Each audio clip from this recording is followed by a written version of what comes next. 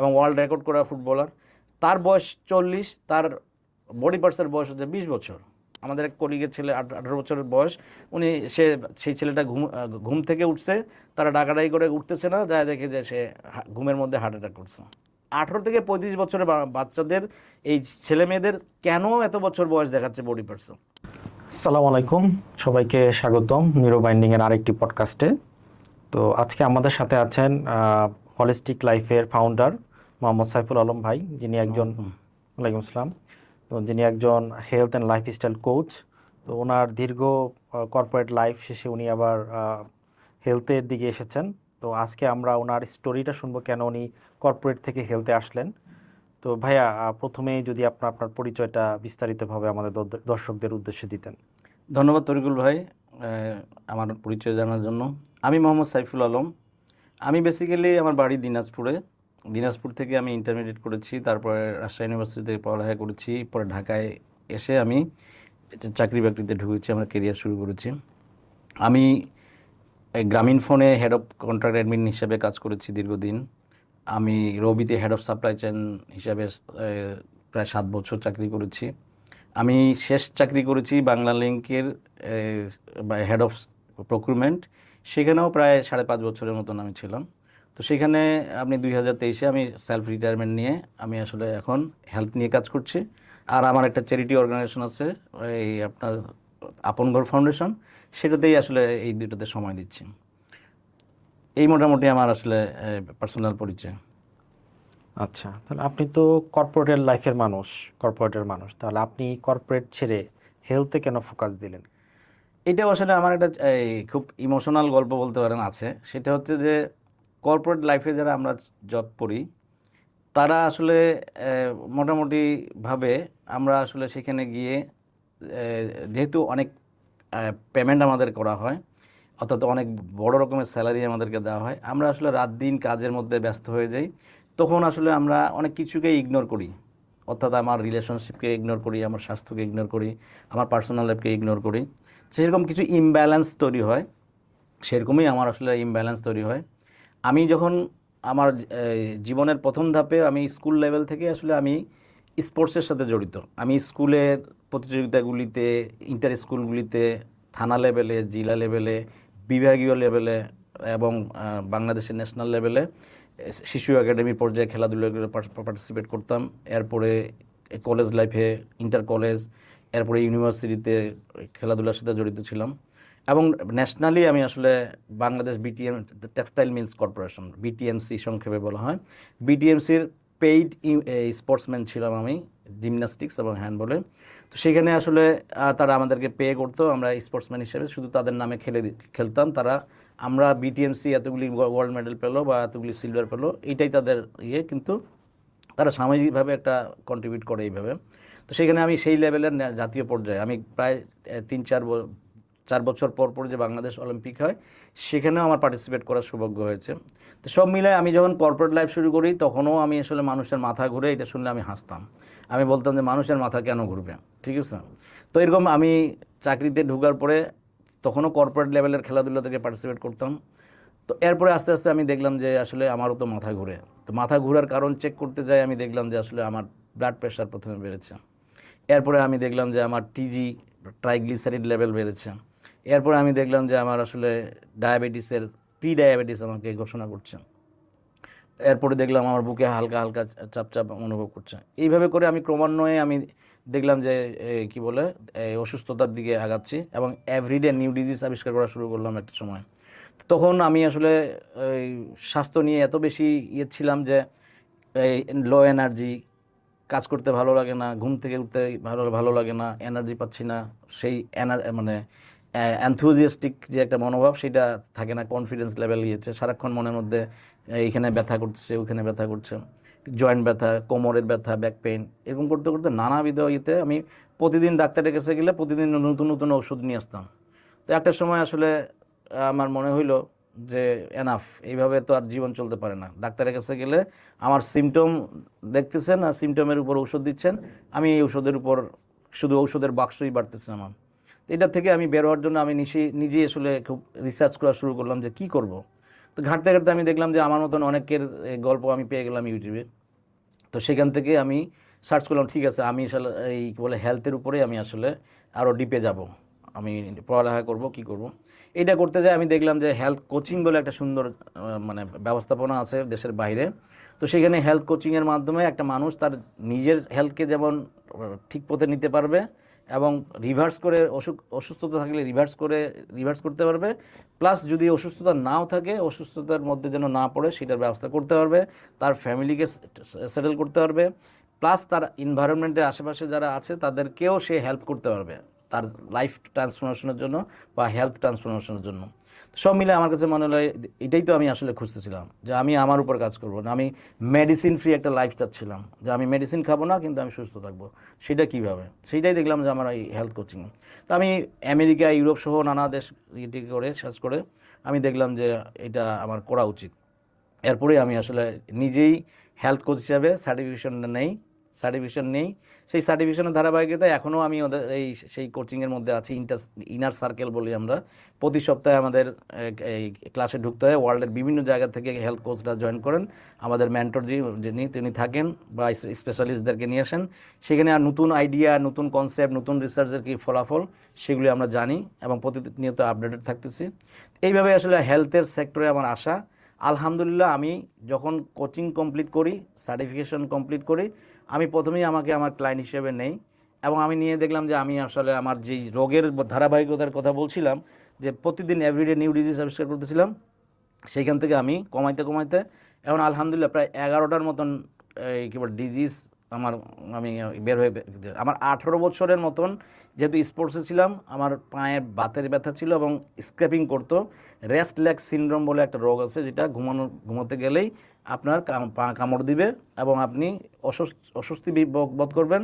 এরপরে আপনার বাসায় যতজন লোকজন আছে পায়ের উপর উঠাই দিলেও আপনি পাড়াবেন, মজা লাগবে, কিন্তু আবার তারা চলে গেলে তো এইভাবে আমি আমার বাসার ফ্যামিলি মেম্বারদেরকে ব্যবহার করতাম যে পাড়ায় দেওয়া আমাকে। এরপরে তারা ঘুমায় গেলে আমার বিছানার নিচে একটা দড়ি থাকতো। সেই দড়িটা পুরো থেকে শুরু করে আমার একদম থাই পর্যন্ত পুরো সাপ কামড়ানোর মতন যেভাবে বেঁধে দিলে রক্ত চলাচল বন্ধ থাকে, সেইভাবে বেঁধে দিলে 2-4-5 মিনিটের মধ্যে ভালো লাগতো, তারপরে ঘুমাইতে পারতাম। এমনও দিন প্রায় রাত গেছে আমার, যে আমি আসলে পাইচারি করছি আমার ডাইনিং রুমে। এরপরে ফজরের নামাজ পড়ে 1-2 ঘন্টা ঘুমায় আবার 7:30টার মধ্যে অফিসে চলে গেছি। এরকম একটা লাইফ আমার ছিল। এখন আলহামদুলিল্লাহ আমি এখন শুধুমাত্র আমার সেই সময় এমনও অবস্থা যে আমার স্ট্যান্ডিং করতে হয় বা হার্টে রিং পরাতে হয়। তো সেইখানে আমার সেই রিং পরানোর পরিপ্রেক্ষিতে আমার শুধু অ্যাসপিরিনটা আমি চলে, সেটাও আমি চেষ্টা করতেছি। আমার হয়তো ডাক্তারের সাথে কথা বলে বন্ধ করে দিলে আমি পুরোপুরি মেডিসিন ফ্রি লাইফ জীবনযাপন করতে হবে। তো আমি আশা করব যে এইখান থেকে আমাদের কর্পোরেট যা ফ্রেন্ডরা আছে, কলিগরা আছে বা ভবিষ্যতে যারা কর্পোরেটে কাজ করবেন, তারা একটা ভালো লার্নিং পাবেন। আচ্ছা, তাহলে এখন যারা কর্পোরেটে আছে তাদের লাইফস্টাইল তো এরকম। জি, তো তাদের মানে আপনার মতন এরকম ট্রান্সফরমেশন যদি তারা চায়, তাহলে কর্পোরেটের থেকে তারা কিভাবে এই লাইফটা লিড করতে পারে?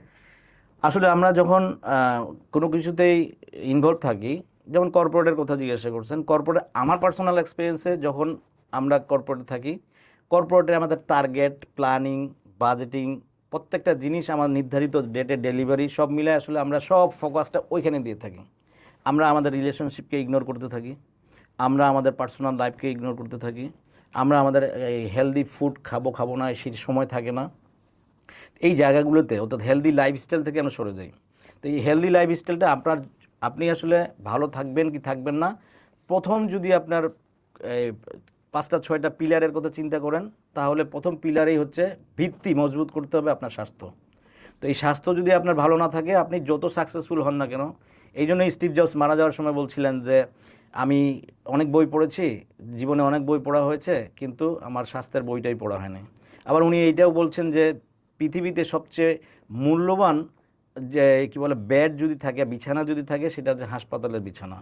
কেন? ওনার ব্যাখ্যা অনুযায়ী উনি বলছেন যে আমি আমার ওয়াইফকে চাইলেও আমার হাসপাতালের বেডে আমার ওয়াইফকে শোয়াই দিলে কাজ হবে না। আমি যদি আমার ম্যানেজারকে শোয়াই দিই তাহলেও কাজ হবে না। আমার ড্রাইভার, যতগুলি গাড়ি আছে সব ড্রাইভার কেউ যদি আমি এখানে এনে শোয়াই রাখি, তারা এটার দায়িত্ব নিতে পারবে না। অন দ্য আদার হ্যান্ড, আমি এখানে শুয়ে থাকার পরিপ্রেক্ষিতে আমার সময় এবং আমার যে ব্যবসার যে ক্ষতি হচ্ছে সব যদি আমি মিলাই, তাহলে এই বেডের মূল্য আসলে অনেক বেশি। এইটা আমরা রিয়েলাইজ করি না। উনি 57 বছর বয়সে ক্যান্সারে মারা গেছেন বলে উনি এটা রিয়েলাইজ করছেন।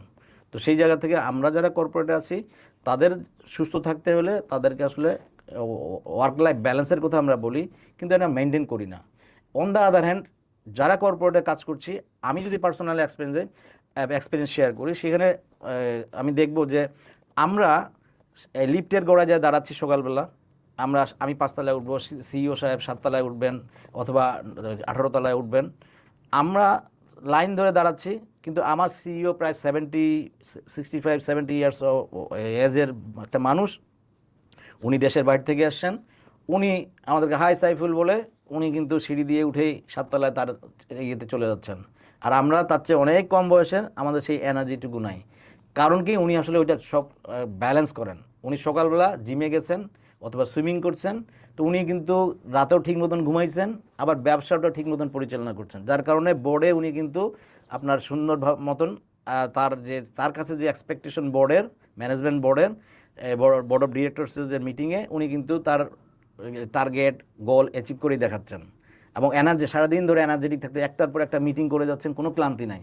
আর আমরা কিছুক্ষণ করার পরে আমরা টায়ার্ড, বিকালবেলা আমরা এই 4টার পরে আমরা দেখি যে আমরা ডাউন হয়ে গেছে, আমাদের আর কোনো এনার্জি নেই। বাসায় গিয়ে মোবাইল টিপি অথবা আপনার সবাই হেলান দিয়ে আমরা হয়তো টিভি দেখতে থাকি বা চ্যানেল একটার পর একটা চেঞ্জ করতে থাকি। এই তো আমাদের জীবনযাপন। তো এই জন্যই আমরা চিন্তা করতে হবে যে আমাদের আসলে যদি কর্পোরেটও ভালো করতে চাই, কেরিয়ারও ভালো করতে চাই, তাহলে স্বাস্থ্যকে আপনার অবশ্যই প্রাধান্য দিতে হবে।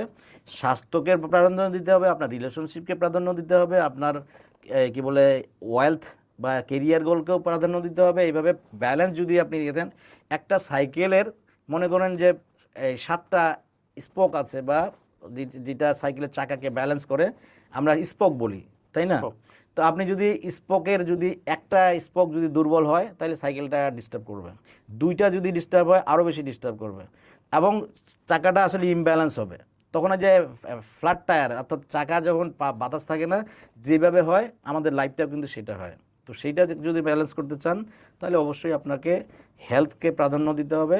হেলথকে প্রাধান্য দিলে আপনি কেরিয়ারকে প্রাধান্য দিতে পারবেন, ফোকাস থাকতে পারবেন, এনার্জেটিক থাকতে পারবেন, আপনার সব কিছুতে। আপনি যখন মানুষের সাথে কথা বলবেন, আপনার ইমোশনাল, আপনার পিকে থাকবেন আপনি। আমরা বলি পিকের একটা এক্সাম্পল আছে খুব সুন্দর, সেটা হচ্ছে S into A is equal two result.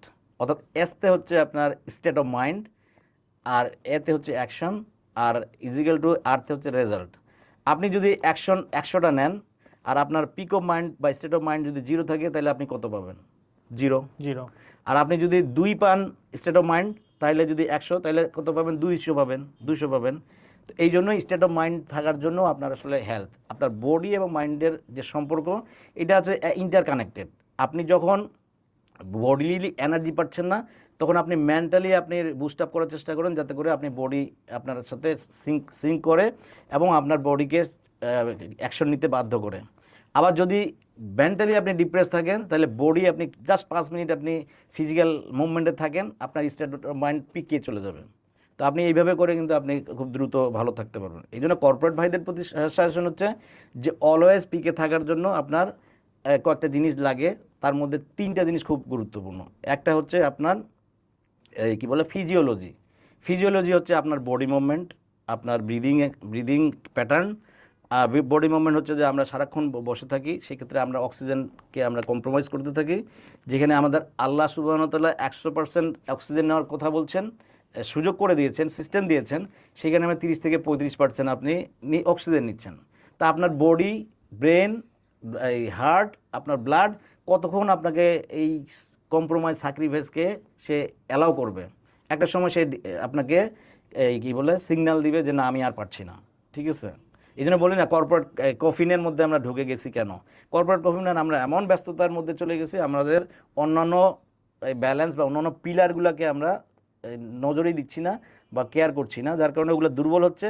পরবর্তী ওই সাইকেলের উদাহরণের মতন সাইকেলটা বা ফ্ল্যাট টায়ারের মতন গাড়িটা চলবে না। ঠিক একইভাবে তো ওখানে আপনার ফিজিওলজি এটা মূল যেটাতে কিছুক্ষণ আপনি যদি ফিজিওলজির মুভমেন্টে থাকেন, তাহলে আপনার ইমোশনাল স্তরটা উপরে উঠবে, স্টেট অফ মাইন্ডের পিকের দিকে যাবে।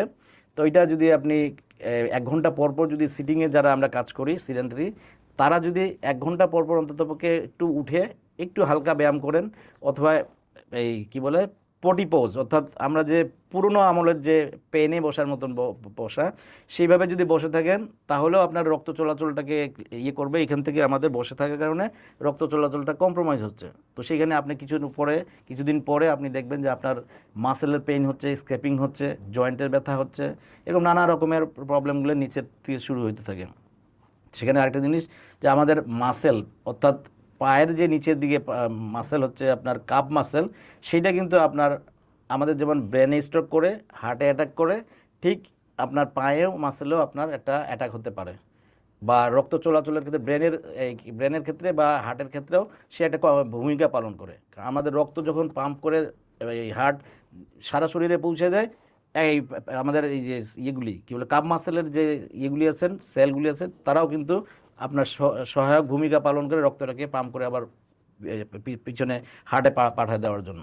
সেই জন্য যদি আপনি ফিজিওলজিকে ঠিক করতে পারেন, অর্থাৎ আপনার বডি মুভমেন্টকে ঠিক রাখতে পারেন, দুইভাবে করতে পারেন, অ্যাক্টিভিটিসের মাধ্যমে, নর্মাল চলাফেরার মুভমেন্টের মাধ্যমে, আরেকটা যে এক্সারসাইজের মাধ্যমে। দ্বিতীয়ত হচ্ছে যে আপনি ফোকাস কোথায় করছেন, আপনার ফোকাসের উপর আপনার কিন্তু ওই যে স্টেট অফ মাইন্ড নির্ভর করে।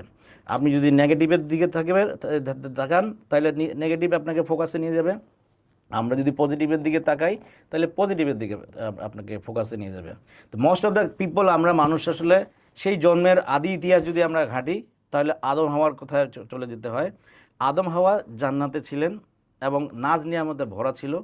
সেখানে শুধুমাত্র গন্ধম গাছ কি একটা মাত্র গাছ, পুরো জান্নাতের আমরা সাইজ আমরা জানি না। আমরা জানি যে আমরা যে জান্নাত পাবো সেই জান্নাতের সাইজ বলছে আকাশ, এবং এই সময় এরকম নানা রকমের বর্ণনা শুনি। তার মানে বিশাল একটা জান্নাত। সেখানে আমাদের আদি পিতা মাতা আদম এবং হাওয়া ওখানে ছিলেন। শয়তান তাদেরকে শুধুমাত্র একটা গাছের দিকে নজর দিলেন, অর্থাৎ একটা নেগেটিভের দিকে তাকালেন, খেয়াল করাই দিলেন। এবং তারা ওইটা না পেলেই যেন আর কিছু পাচ্ছেন না, সুস্থিতে থাকতে পারছেন না, শান্তি পাচ্ছেন না, ওইটা খেয়ে পৃথিবীতে চলে আসলেন। আমরা কিন্তু ওইটাই ধারাবাহিকতায় বহন করছি, যে আমরাও আমাদের জীবনে ছোট্ট একটা দুর্ঘটনা ঘটলে আমরা ওইখানেই ফোকাস করছি, লেকে ফোকাস করছি। তো ওইখানে আসলে এত বড়, যদি আমি পজিটিভ সাইডগুলো আমরা চিন্তা করি, যে আপনি সুস্থ আছেন এইটাই তো একটা নিয়ামত, আপনি জীবিত আছেন এইটাই একটা নিয়ামত, আপনি চোখ দিয়ে দেখতে পাচ্ছেন এইটা একটা নিয়ামত, আপনি নাক দিয়ে নিঃশ্বাস নিতে পারছেন, যেখানে অনেক মানুষ হাসপাতালের বিছানায় আপনার স্ট্রাগল করছে, অথবা আর্টিফিশিয়ালি তারা অক্সিজেন নিচ্ছে এবং পয়সা দিয়ে নিচ্ছে। আপনি বিনা পয়সায় আপনি আল্লাহ সুবহানাহু ওয়া তাআলা আপনাকে সেই ব্যবস্থা করছেন। অনেক মানুষ ঘুম থেকে উঠে চোখ দিয়ে দেখতে পাচ্ছে না, ঘুম থেকে উঠেই দেখতেছে সে ব্লাইন্ড, কিছু কানে শুনতে পাচ্ছে না, আপনি শুনতে পাচ্ছেন। এরকম প্রত্যেকটা অঙ্গ প্রত্যঙ্গ দিয়ে যদি আপনি কল্পনা করেন, এরপরে আপনার বাড়ি আছে, গাড়ি আছে, সন্তানরা আছে, সন্তানরা সুস্থ সন্তান, অনেকের সন্তান আছে কিন্তু সুস্থ না। এইভাবে যদি আপনি খেয়াল করেন, আপনার কিন্তু ব্লেসিংসের ছড়াছড়ি। তো আপনি ফোকাস করছেন কোথায়, সেটা কিন্তু ডিপেন্ড করে আপনার স্টেট অফ মাইন্ড ভালো খারাপ কত পরিমাণ আছে সেটা ইয়ে করুন। আরেকটা স্টেট অফ মাইন্ড ঠিক করার জন্য প্রথমে ফিজিওলজি পেলাম, ফোকাস পেলাম, আরেকটা হচ্ছে ওয়ার্ড। আমরা যা বলি সেটা হচ্ছে যে ওয়ার্ড, আমরা মুখে যা কথা বলি সেটা আমাদের ব্রেন, সাবকনসিয়াস মাইন্ড এটা ক্যাপচার করে, সেলফ টক। তো সেখানে আমরা যখন কথা বলি, যেমন আপনি বলতে পারেন যে আমার মেয়েটা খুব জিদ্দি, এই কথাটা যখন বলবেন মেয়েটা জিদ্দি, এটা একটা নেগেটিভ ওয়ার্ড। কিন্তু আপনি যদি বলেন আমার মেয়ে মেন্টালি খুব স্ট্রং, তার মানে একই কথা বলছেন। মেন্টালি স্ট্রং মানে কি, সে আসলে যেটা বলে সেটা এস্টাবলিশ করতে চায়। তো এটা কিন্তু পজিটিভ কথা। তো এইভাবে ব্রেনের সাবকনসিয়াস মাইন্ডে আপনি যেই কথাগুলি বলছেন, আপনি বলতে পারেন আমার টাকা নাই। তো ব্রেন সাবকনসিয়াস মাইন্ড ভালো বুঝে না, মন্দ বুঝে না, সে লজিক বুঝে না, সে বুঝে যে আমার বসে বলছে আমার টাকা নাই, তার মানে আমার বস গরিব। ব্রেন তো আমার ভালো থাকার জন্য চিন্তা করে, সাবকনসিয়াস মাইন্ড আমার ভালো থাকার জন্য, সে ওই কী বলে নেগেটিভ শব্দটাকেই সে মনে করে এটা পজিটিভ। তো আমার বসের টাকা নেই মানে বস আমার গরিব, তাহলে গরিব থাকার জন্য বসকে কি কি হেল্প করা যায়, তখন ইউটিউব বা ফেসবুকের অ্যালগরিদমের মতন সমস্ত জিনিস সে পাঠাতে থাকে। তা আপনি সারাদিনে ওই চিন্তাগুলো আপনার মধ্যে আসবে যে আপনি গরিব থাকার জন্য না এই কাজটা করব না, ওইটা করলে আমার মানুষে কি বলবে, এরকম নানাবিধ গরিব থাকার জন্য যত এলিমেন্ট সে হাজির করে দেয়।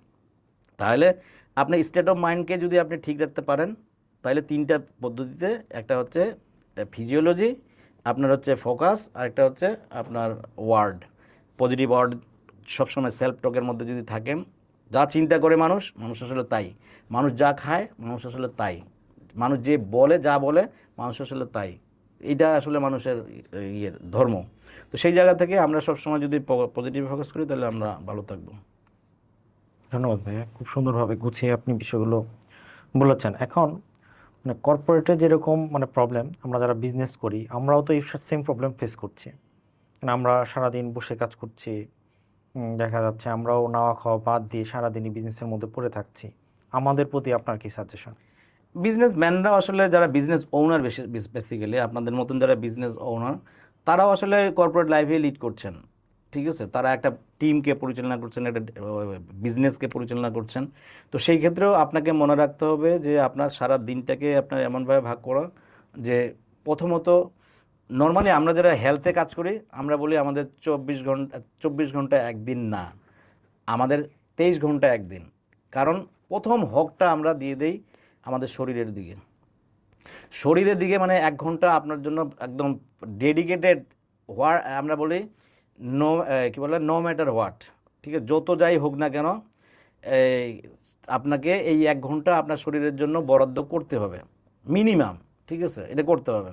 শরীরের জন্য আপনাকে ইনভেস্ট করতে হবে, ভালো খাওয়া দাওয়া, হেলদি খাওয়া দাওয়া, তারপরে আপনার সাপ্লিমেন্ট লাগতে পারে অথবা জিমে ভর্তি হতে পারে। এটাকে ইনভেস্টমেন্ট, এটাকে অনেকেই আমরা ভুল করি, এটাকে আসলে খরচ মনে করে, ঠিক আছে? আর আমাদের একটা স্বভাব হচ্ছে যে আমরা যারা ব্যবসায়িক মানুষ, আপনার যেটা ব্যবসা নিয়ে করেন, আমরা অনেকটা মায়ের মতন। মারা যেমন সন্তানদেরকে আর স্বামীদেরকে খাওয়ানোর জন্য সব হাঁড়ি উজাড় করে, পাতিল উজাড় করে সব দিয়ে দিচ্ছেন, কিন্তু নিজের জায়গাটাতে খেয়াল করছেন না। আপনি ততক্ষণই দিতে পারবেন যতক্ষণ আপনার থাকবে। তাহলে আপনার যদি এনার্জি লেভেল ঠিক না থাকে, আপনার স্বাস্থ্য যদি ভালো না থাকে, আপনি হয়তো এখন এই বয়সের কারণে হয়তো কিছুদিন চালা যাবেন, একটা সময় আপনি দেখবেন যে ধীরে ধীরে আপনার এনার্জি লেভেল, কারণ 30 বছর পার হলেই বডির ডিক্লাইন মোডে যায়। আমরা অন দ্য আদার হ্যান্ড, আমরা যদি ল অফ এন্ট্রপির কথা চিন্তা করি, সেখানে ল অফ এন্ট্রপি কী বলছে যে সময়ের সাথে সাথে ডিক্লাইনিং থেকে বাঁচতে গেলে আপনাকে স্রোতের বিপরীতে কাজ করতে হবে। যদি ওইখানেও দাঁড়ায় থাকতে চান, অর্থাৎ 30 বছরের যেই বডি কন্ডিশন বা এনার্জি লেভেল যা ছিল সেখানেও যদি দাঁড়ায় থাকতে চান, তাহলেও শক্তি দিয়ে দাঁড়ায় থাকতে হবে। আর যদি ওর চেয়ে ভালো করতে চান, তাহলে আপনাকে অবশ্যই ল অফ এন্ট্রির থিওরি অনুযায়ী আপনাকে ওখানে কাজ করতে হবে। তো আপনার এনার্জি লেভেলে কাজ করতে হবে, আপনার এই কী বলে, আপনার হেলদি লাইফস্টাইল লিড করার জন্য। ইন্ডিয়াতে একটা রিসার্চ হয়েছে, খুব মজার রিসার্চ। সেটা হচ্ছে যে 35 থেকে আপনার কি বলে, এই 18 থেকে 35 বছর ছেলে এবং মেয়েদের সিভিয়ার আপনার হার্ট অ্যাটাক বা কার্ডিওভাস্কুলার ডিজিজ হচ্ছে। তো সেইটা কয়েকটা কার্ডিওভাস্কুলার ডিজিজ হাসপাতাল মিলে ওনারা আসলে এই রিসার্চটা করেন যে এটা সমস্যাটা কোথায়। তো এই সমস্যা দেখতে যায় তারা দুইটা মূলত কারণ পায়। একটা হচ্ছে আনহেলদি কম্পিটিশন, ভালো স্কুলে ভর্তি হতে হবে, ভালো রেজাল্ট করতে হবে, অমুকের ছেলে ভালো রেজাল্ট করছে, তুমি কেন পারো নাই, তারপরে বৃত্তি পাইতে হবে, এরপরে ভালো কলেজে ভর্তি হইতে হবে, ভালো ইউনিভার্সিটিতে ভর্তি হইতে হবে, ভালো সাবজেক্টে ভর্তি হইতে হবে, ভালো চাকরি পাইতে হবে, ভালো বিয়ে করতে হবে। এরকম জীবনে আসলে আনহেলদি কম্পিটিশনে ভরে গেছে আমাদের, যার কারণে সবাই আমাদের ছেলেমেয়েদেরকে আমরা আসলে একটা স্ট্রেসপূর্ণ লাইফে নিয়ে গেছি ঠেলে, ঠিক আছে? বইয়ের বোঝায় ভরে দিয়েছি এবং আপনার লাইফের যেই সমস্ত শিক্ষা দরকার ছিল, অর্থাৎ লাইফস্টাইল ব্যালেন্স করতে, অর্থাৎ যেই পিলারগুলোর কথা আমরা বলছি, যে আপনার হেলথ, আপনার ওয়েলথ, আপনার কেরিয়ার, আপনার রিলেশনশিপ, এই সমস্ত যে এরকম পিলার আছে, পার্সোনাল লাইফ, রিলিজিয়াস লাইফ, এগুলি যে পিলার, এই পিলারগুলোকে আমরা আসলে ব্যালেন্স করার জন্য তাদেরকে শিক্ষা দিচ্ছি না আমাদের বাচ্চাদেরকে। তো ওরা ওই যে আনহেলদি কম্পিটিশন একটা বড় রিজন খুঁজে পেলো যে কেন অসুস্থ হচ্ছে। দ্বিতীয় কারণ একটা ইন্টারেস্টিং, সেটা হচ্ছে আনহেলদি লাইফস্টাইল। আনহেলদি লাইফস্টাইলের মধ্যে কি পড়ে? আপনি কি খাচ্ছেন, আপনি কিভাবে খাচ্ছেন, আপনি এক্সারসাইজ করছেন বা বডি মুভমেন্ট আছে কি না, আপনি কিভাবে ঘুমাচ্ছেন, কোয়ালিটি ঘুমাচ্ছেন কি না, টাইমলি ঘুমাচ্ছেন কি না, কতটুকু ঘুমাচ্ছেন, ইমোশনকে রেগুলেশন করতে পারছেন কি না, এরপরে আপনার এই কী বলে, আপনার এনভায়রনমেন্ট, আপনি কোন এনভায়রনমেন্টে আছেন, আপনি আপনার পিপল এনভায়রনমেন্ট, আপনার ফ্যামিলিতে যারা আছে তাদের হেলদি লাইফস্টাইল আছে কি না, তারা হেলদি খাদ্য খাচ্ছে কি না, তাদের ঘুমের স্ট্রাকচার ঠিক আছে কি না। তো এই যে পিপল এনভায়রনমেন্ট, আপনার অফিসে, আপনার স্কুলে, কলেজে যেই পরিবেশগুলিতে মিশছেন সেই লোকগুলি আপনার কেমন, তাদের লাইফস্টাইল কেমন, সেটা একটা বড়। তো এরকম করে আপনি এই 6টা মোটামুটি পিলারকে যদি আপনি দেখেন, তো আপনার লাইফস্টাইল, তো এখানে ইন্ডিয়াতেই রিসার্চ দেখা গেল এই বাচ্চাদের মোস্টলি আনহেলদি এই লাইফস্টাইল, ঠিক আনহেলদি কম্পিটিশনের মতন আনহেলদি লাইফস্টাইল, এটা যে রিজন। এখন ওনারা এর ভিতরে ঢোকার চেষ্টা করলেন যে আসলে এদের বডি পার্টসের অবস্থা কী। বডি পার্টসে যখন ভিতরে ঢুকলেন তখন তারা দেখলেন যে আসলে তাদের এই 18 থেকে এই 35 বছরের ছেলে মেয়েদের বডি পার্টসের অবস্থা, যেমন মাইটোকন্ড্রিয়া, টিস্যু, আপনার জিন, এরকম নানা রকমের যে এই মাইক্রো পার্টসগুলি, ছোটো ছোটো পার্টসগুলি থাকে, সেগুলোর বয়স 62 মিনিমাম, 98 হচ্ছে ম্যাক্সিমাম। ইনারা প্রথমে শকড হইলেন যে আমরা কি স্যাম্পল ভুল করলাম, এই বয়স্ক মানুষের স্যাম্পল নিয়ে আসলাম। তো তখন ওরা 2 বা 3 বার চেক করে দেখলো যে না, কনফার্ম করলো যে না, এদেরই। এরপরে তারা আরও ডিপে ঢোকার চেষ্টা করলো যে আসলে তাহলে 18 থেকে 35 বছরের বাচ্চাদের, এই ছেলে মেয়েদের কেন এত বছর বয়স দেখাচ্ছে বডি পার্টস। তখন ওরা ডিপে ঢুকে দেখলো যে আসলে প্রত্যেকটা বডি পার্টসের একটা করে সেফটি ক্যাপ থাকে বা সেফটি এনভায়রনমেন্ট থাকে, সেফটি সিস্টেম থাকে। তো এগুলি আসলে আনহেলদি কম্পিটিশন এবং আনহেলদি লাইফস্টাইলের কারণে এটা হচ্ছে আপনার ক্ষতিগ্রস্ত হয়।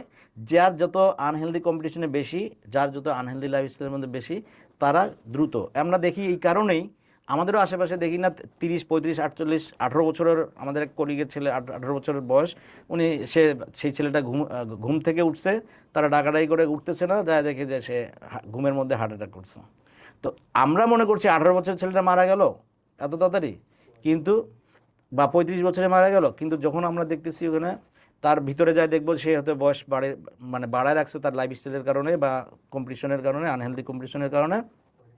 তার হয়তো 62, 35, 45 বা ওই 98, 100 বছর বয়স বানিয়ে ভিতরটা করে ফেলছে। এই জন্য আমরা বলি যে মানুষের বয়স আসলে দুইটা, একটা হচ্ছে ক্রনোলজিক্যাল বয়স, অর্থাৎ মায়ের পেট থেকে এখন পর্যন্ত আপনার যা বয়স, আরেকটা হচ্ছে যে আপনার বডি পার্টসের বয়স কত। এটাকে বায়োলজিক্যাল বয়স বলে, কখনো আপনার মেটাবলিক এজ বলে, এইটাকে সম্বোধন করে। তো যেমন রোনালদোর কথা শুনছেন, রোনালদো আমাদের সবচেয়ে ভালো প্রিয় ফুটবলার অনেকেরই, এবং ওয়ার্ল্ড রেকর্ড করা ফুটবলার। তার বয়স 40, তার বডি পার্টসের বয়স হচ্ছে 20 বছর। Can you imagine? তো কেন? কারণ হচ্ছে শুধুমাত্র লাইফস্টাইলকে মেনটেন করার জন্য। তো আপনিও চাইলে বা আমরাও চাইলে আমাদের যা বয়স, অ্যাকচুয়াল বয়স, ক্রোনোলজিক্যাল বয়স, এখান থেকে আমাদের ওয়েল মেনটেনেন্সের কারণে আমরা এটাকে এখানে নামায় আনতে পারি, 15-20 বছর নামায় আনতে পারি। তো ভাইয়া, আপনি যদি আপনার ট্রান্সফরমেশন জার্নিটা আমাদের সাথে শেয়ার করতেন, যে আপনি ধরেন এই হেলথ কোচ হওয়ার আগে আপনি কেমন ছিলেন, আর তারপরে আপনার ট্রান্সফরমেশনটা কি হয়েছে? এটা একটা চমৎকার প্রশ্ন এই তরিকুল ভাই। এই কারণে আমার লাইফকে আমি যদি 3 ভাগে ভাগ করি, একটা হচ্ছে ওই যে কি বলে, আমার স্কুল লাইফ থেকে শুরু করে কর্পোরেট লাইফের শুরুর প্রথম দিকে, সেইখানে আমি বলতাম যে আসলে মানুষের মাথা ঘুরবে কেন। যেহেতু আমি খেলাধুলার সাথে জড়িত ছিলাম, অনেক কিছু মেনে চলতাম, তো সেই জায়গাতে আমি এই কর্পোরেট লাইফের বেশ কয়েক বছরও আমি এগুলো থেকে দূরে ছিলাম। এটা একটা আমার লাইফের একটা ফেজ। দ্বিতীয় ফেজ কর্পোরেট লাইফের যে পুরো জার্নিটা আমার প্রায় 27 বছরের মতন আমার কর্পোরেট লাইফে। তো সেখানে যেহেতু কর্পোরেট লাইফে আসলে আমরা একটা টার্গেট নিয়ে কাজ করি, গোল নিয়ে কাজ করি, বা বাংলাদেশের এনভায়রনমেন্টে আমরা যারা কর্পোরেটে কাজ করি তারা মনে করি যে সব কিছুই চাকরি পেয়েছি, বসদের খুশি করতে হবে, টার্গেট মিট করতে হবে, সেগুলো নিয়ে এত বেশি ফোকাস থাকি, নিজেকে ইগনোর করতে থাকি। তো সেইখানে এসে আমি আসলে প্রত্যেক দিন আমি আসলে প্রথমে মাথা ঘোরা, এরপরে ব্লাড প্রেশার আবিষ্কার করা, টিজি আবিষ্কার করা, কোলেস্টেরল হাই আবিষ্কার করা, আপনার ইসিজিতে খারাপ রিপোর্ট আসা, বুকে হালকা হালকা ব্যথা অনুভব করা, কোমরে ব্যথা, পায়ের লেগ স্ক্রেপিং, ক্র্যাম্পিং, যেটাকে রেস্টলেস সিনড্রোম বলে, এরকম নানাবিধ প্রতিদিন আমি অসুখ আবিষ্কার করতাম। এবং প্রতিদিন আমি ডাক্তার দেখানোর পরে যখনই ডাক্তার দেখাতাম তখনই নতুন আবার ঔষধ নিয়ে যেতাম। তো ঔষধেরও যেমন প্রেসক্রিপশন, আমার ওয়াইফ মোটামুটি আমার ঔষধ ম্যানেজারের মতন কাজ করতেন, ঠিক আছে। তো সেখানে আমি আসলে মনে রাখতে পারতাম না, তাকে বললাম কোনটা খাইতে হবে, বা অফিসে নিয়ে গেলে কোনটা নিয়ে যাব। তো সে আমাকে প্যাকেট করে দিত, এটা সকাল, এটা রাত, এটা বাইরে গেলেও আমাকে প্যাকেট করে দিত, এটা সকাল, এটা রাত, এটা আলাদাভাবে করে দিত। তো সেইরকম একটা লাইফ থেকে আমি যখন দেখলাম যে আসলে এইভাবে সম্ভব না, এরপরে আমি হেলথের উপর যখন পড়ালেখা শুরু করলাম, কাজ শুরু করলাম, এরপরে সার্টিফিকেশন নেওয়ার পরে যখন আমাকে আমার ক্লায়েন্ট বানালাম, এবং আমি দেখলাম যে প্রতিদিন আস্তে আস্তে একটু করে করে আমি ইমপ্রুভ দেখছি। যখনই ছোট্ট ছোট্ট পরিবর্তনের মাধ্যমে বড় বড় ইমপ্যাক্ট পাওয়া শুরু করলাম, আমার মোটিভেশন লেভেল বেড়ে গেল। তখনই আমি মনে করলাম ইয়েস, আমি আই গট মাই সলিউশন। এবং দেখেন আমার ওই যে ঔষধের গল্প বলছি যে কত বেশি ওষুধ খেতাম, আর এখন আমাকে ওষুধ খেতে হচ্ছে না। আমি শুধুমাত্র অ্যাসপিরিনটা চালাচ্ছি, সেইটা হয়তো আমার ডাক্তারের সাথে কথা বলে কনসাল্ট করে আমি ছেড়ে দিব। তো সেক্ষেত্রে কি বলে, আমার যদি লাইফটাকে ইয়ে করেন 3টা ভাগে ভাগ করি আমি। প্রথম লাইফ যেখানে আমার কোনো রকমের রোগ বালাই ছিল না, আর কর্পোরেট লাইফে আস্তে আস্তে আমি রোগের মধ্যে ঢুকেছি, আমার কারণে ঢুকেছি। কর্পোরেটকে আমি দোষারোপ করতে চাই না, কর্পোরেট আমাকে বলে নাই যে তুমি সব কিছু ছেড়ে ছুড়ে শুধুমাত্র আমার কাজই করো। তো সেই ক্ষেত্রে কর্পোরেট লাইফে একটা সময় আমি ইভেন আমি 2017 সালে ফ্যামিলি নিয়ে, আরও কয়েকটা ফ্যামিলি নিয়ে ওমরা গিয়েছিলাম। সেখানে প্লেনে এই আপনার এমিরেটস ফ্লাইটে আমরা যখন ফেরত আসছিলাম, ইন্ডিয়ান আকাশে ঢোকার পরপরই একটা বাম্পিং শুরু হয়। সেই বাম্পিংয়ে আমি থামাচ্ছিলাম যে আমরা ওমরা করে এসেছি, রমজান মাস, আমরা আল্লাহর ঘর থেকে আসছি, আমরা আল্লাহর কাছে সাহায্য চাই। আমরা কেন কান্নাকাটি করছি? কান্নাকাটি করে লাভ হবে না। আল্লাহকে ডাকলে আল্লাহ আমাদেরকে সেভ করতে পারে, আর কেউ সেভ করতে পারবে না। এই সময় আমি সবাইকে এইটা বলে থামাচ্ছিলাম। ওই সময় হঠাৎ করে আমি দেখি যে আমি ব্রিদিং নিতে পারছি না, আমি নিঃশ্বাস নিতে পারছি না। আমি অল অন এ সাডেন সিটের মধ্যে আপনি অজ্ঞান হয়ে যাই আমি। এরপরে অ্যাটেন্ডেন্টরা দৌড়ায় আসে, দৌড়ানো আসার পরে আমাকে পোর্টেবল মাস্ক পরে দেয়। এরপরে একটা সময় আমাকে নিয়ে যায় বিজনেস ক্লাসে, পাগুলি উপরে মাথা নিচে করে দেয়, যাতে করে আমাকে বেশ কিছুক্ষণ তারা অক্সিজেন দিয়ে রাখে। এরপরে আস্তে আস্তে আস্তে আস্তে আমার রোজা ভাঙায়, আমাকে পানি খাওয়ায়, তারপরে খেজুর খাওয়ায়। এরপরে বাংলাদেশে আস্তে আস্তে আমি কিছুটা স্বাভাবিক হলে ওরা আমাকে বলে যে বাসায় পৌঁছে দিব নাকি হাসপাতালে পৌঁছে দিব, অ্যাম্বুলেন্স আমাদের রেডি আছে। তো এরকম এরকম একটা সিচুয়েশন আমার পার করতে হয়েছে, ঠিক আছে। তো সেই সিচুয়েশন থেকে আজকে আমি যে ট্রান্সফরমেশনের কথা বলছেন, আজকে আমি কি বলে প্রায় 11টা-12টা রোগ থেকে আমি বের হয়ে গেছি। এনার্জি লেভেল এখন আমার ফিরে পেয়েছি। আমার যদি ওয়েস্ট মেজারমেন্ট করা যেত, সেই সময় আমি আপনাকে ছবি পডকাস্টের আগে দেখিয়েছিলাম, যেখানে আমার ভুঁড়ি মোটামুটি মানে ফেটে বের হচ্ছে আমার জামা বা কাপড়ের মধ্যে দিয়ে। তো সেখানে প্রায় আমার ভুঁড়ি প্রায় 38 বা 39-এর মতন ছিল। এখন আমার 32-এ আমি আছি, ঠিক আছে। তো এনার্জি লেভেলের কথা বলেন, আমার ঘুম, আমি কত রাত যে জেগে কাটিয়েছি, না ঘুমিয়ে কাটিয়েছি। এখন আমি আলহামদুলিল্লাহ শোয়ার পরে আমি ঘুমাই যাই, এবং যখন ইচ্ছা আমি আমার অটো অ্যালার্মের মতন আমি উঠে যাই। ফজরের নামাজে বা রাতের যদি নামাজ পড়তে হয় আমি উঠে যেতে পারি। তো এইটার জন্য আমার আসলে এখন অ্যালার্মও লাগে না। আবার সকালবেলা আমার একদম বরাদ্দকৃত যে আমার বডির জন্য আমাকে এত ঘন্টা দিতে হবে। সেখানে আমার ফিজিক্যাল এক্সারসাইজের মধ্যে আমার ভাগ করা আছে। সেটা হচ্ছে যে আপনি প্রথমে কার্ডিও এক্সারসাইজ করেন। তার কার্ডিও এক্সারসাইজ হচ্ছে সেইটা যেটা দৌড়ানো, সাইক্লিং করা, আপনার ট্রেডমিল করা, জগিং করা, এগুলি বা দ্রুত হাঁটা, এগুলো কার্ডিও। আরেকটা হচ্ছে মাসেল বিল্ডিং বা স্ট্রেংথ ট্রেনিং যেটা বলে, সেটা হচ্ছে জরুরি। মাসেল যদি আপনার স্ট্রং না হয়, আপনার বেলিতে ফ্যাট জমবে, আপনার লিভারে ফ্যাট জমবে। তো আপনার মাসেল যদি আপনার ফ্যাটটা না গ্রহণ করতে, ফ্যাট মাসল হচ্ছে আপনার সবচেয়ে উত্তম হচ্ছে আপনার কি বলে ফ্যাট স্টোর, শরীরের জন্য উপকারী স্টোর।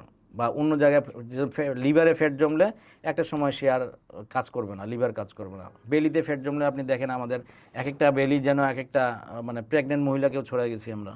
তো সেই রকম জায়গাতে আপনি দেখেন ওটার জন্য কেউ নড়তেও পারছে না।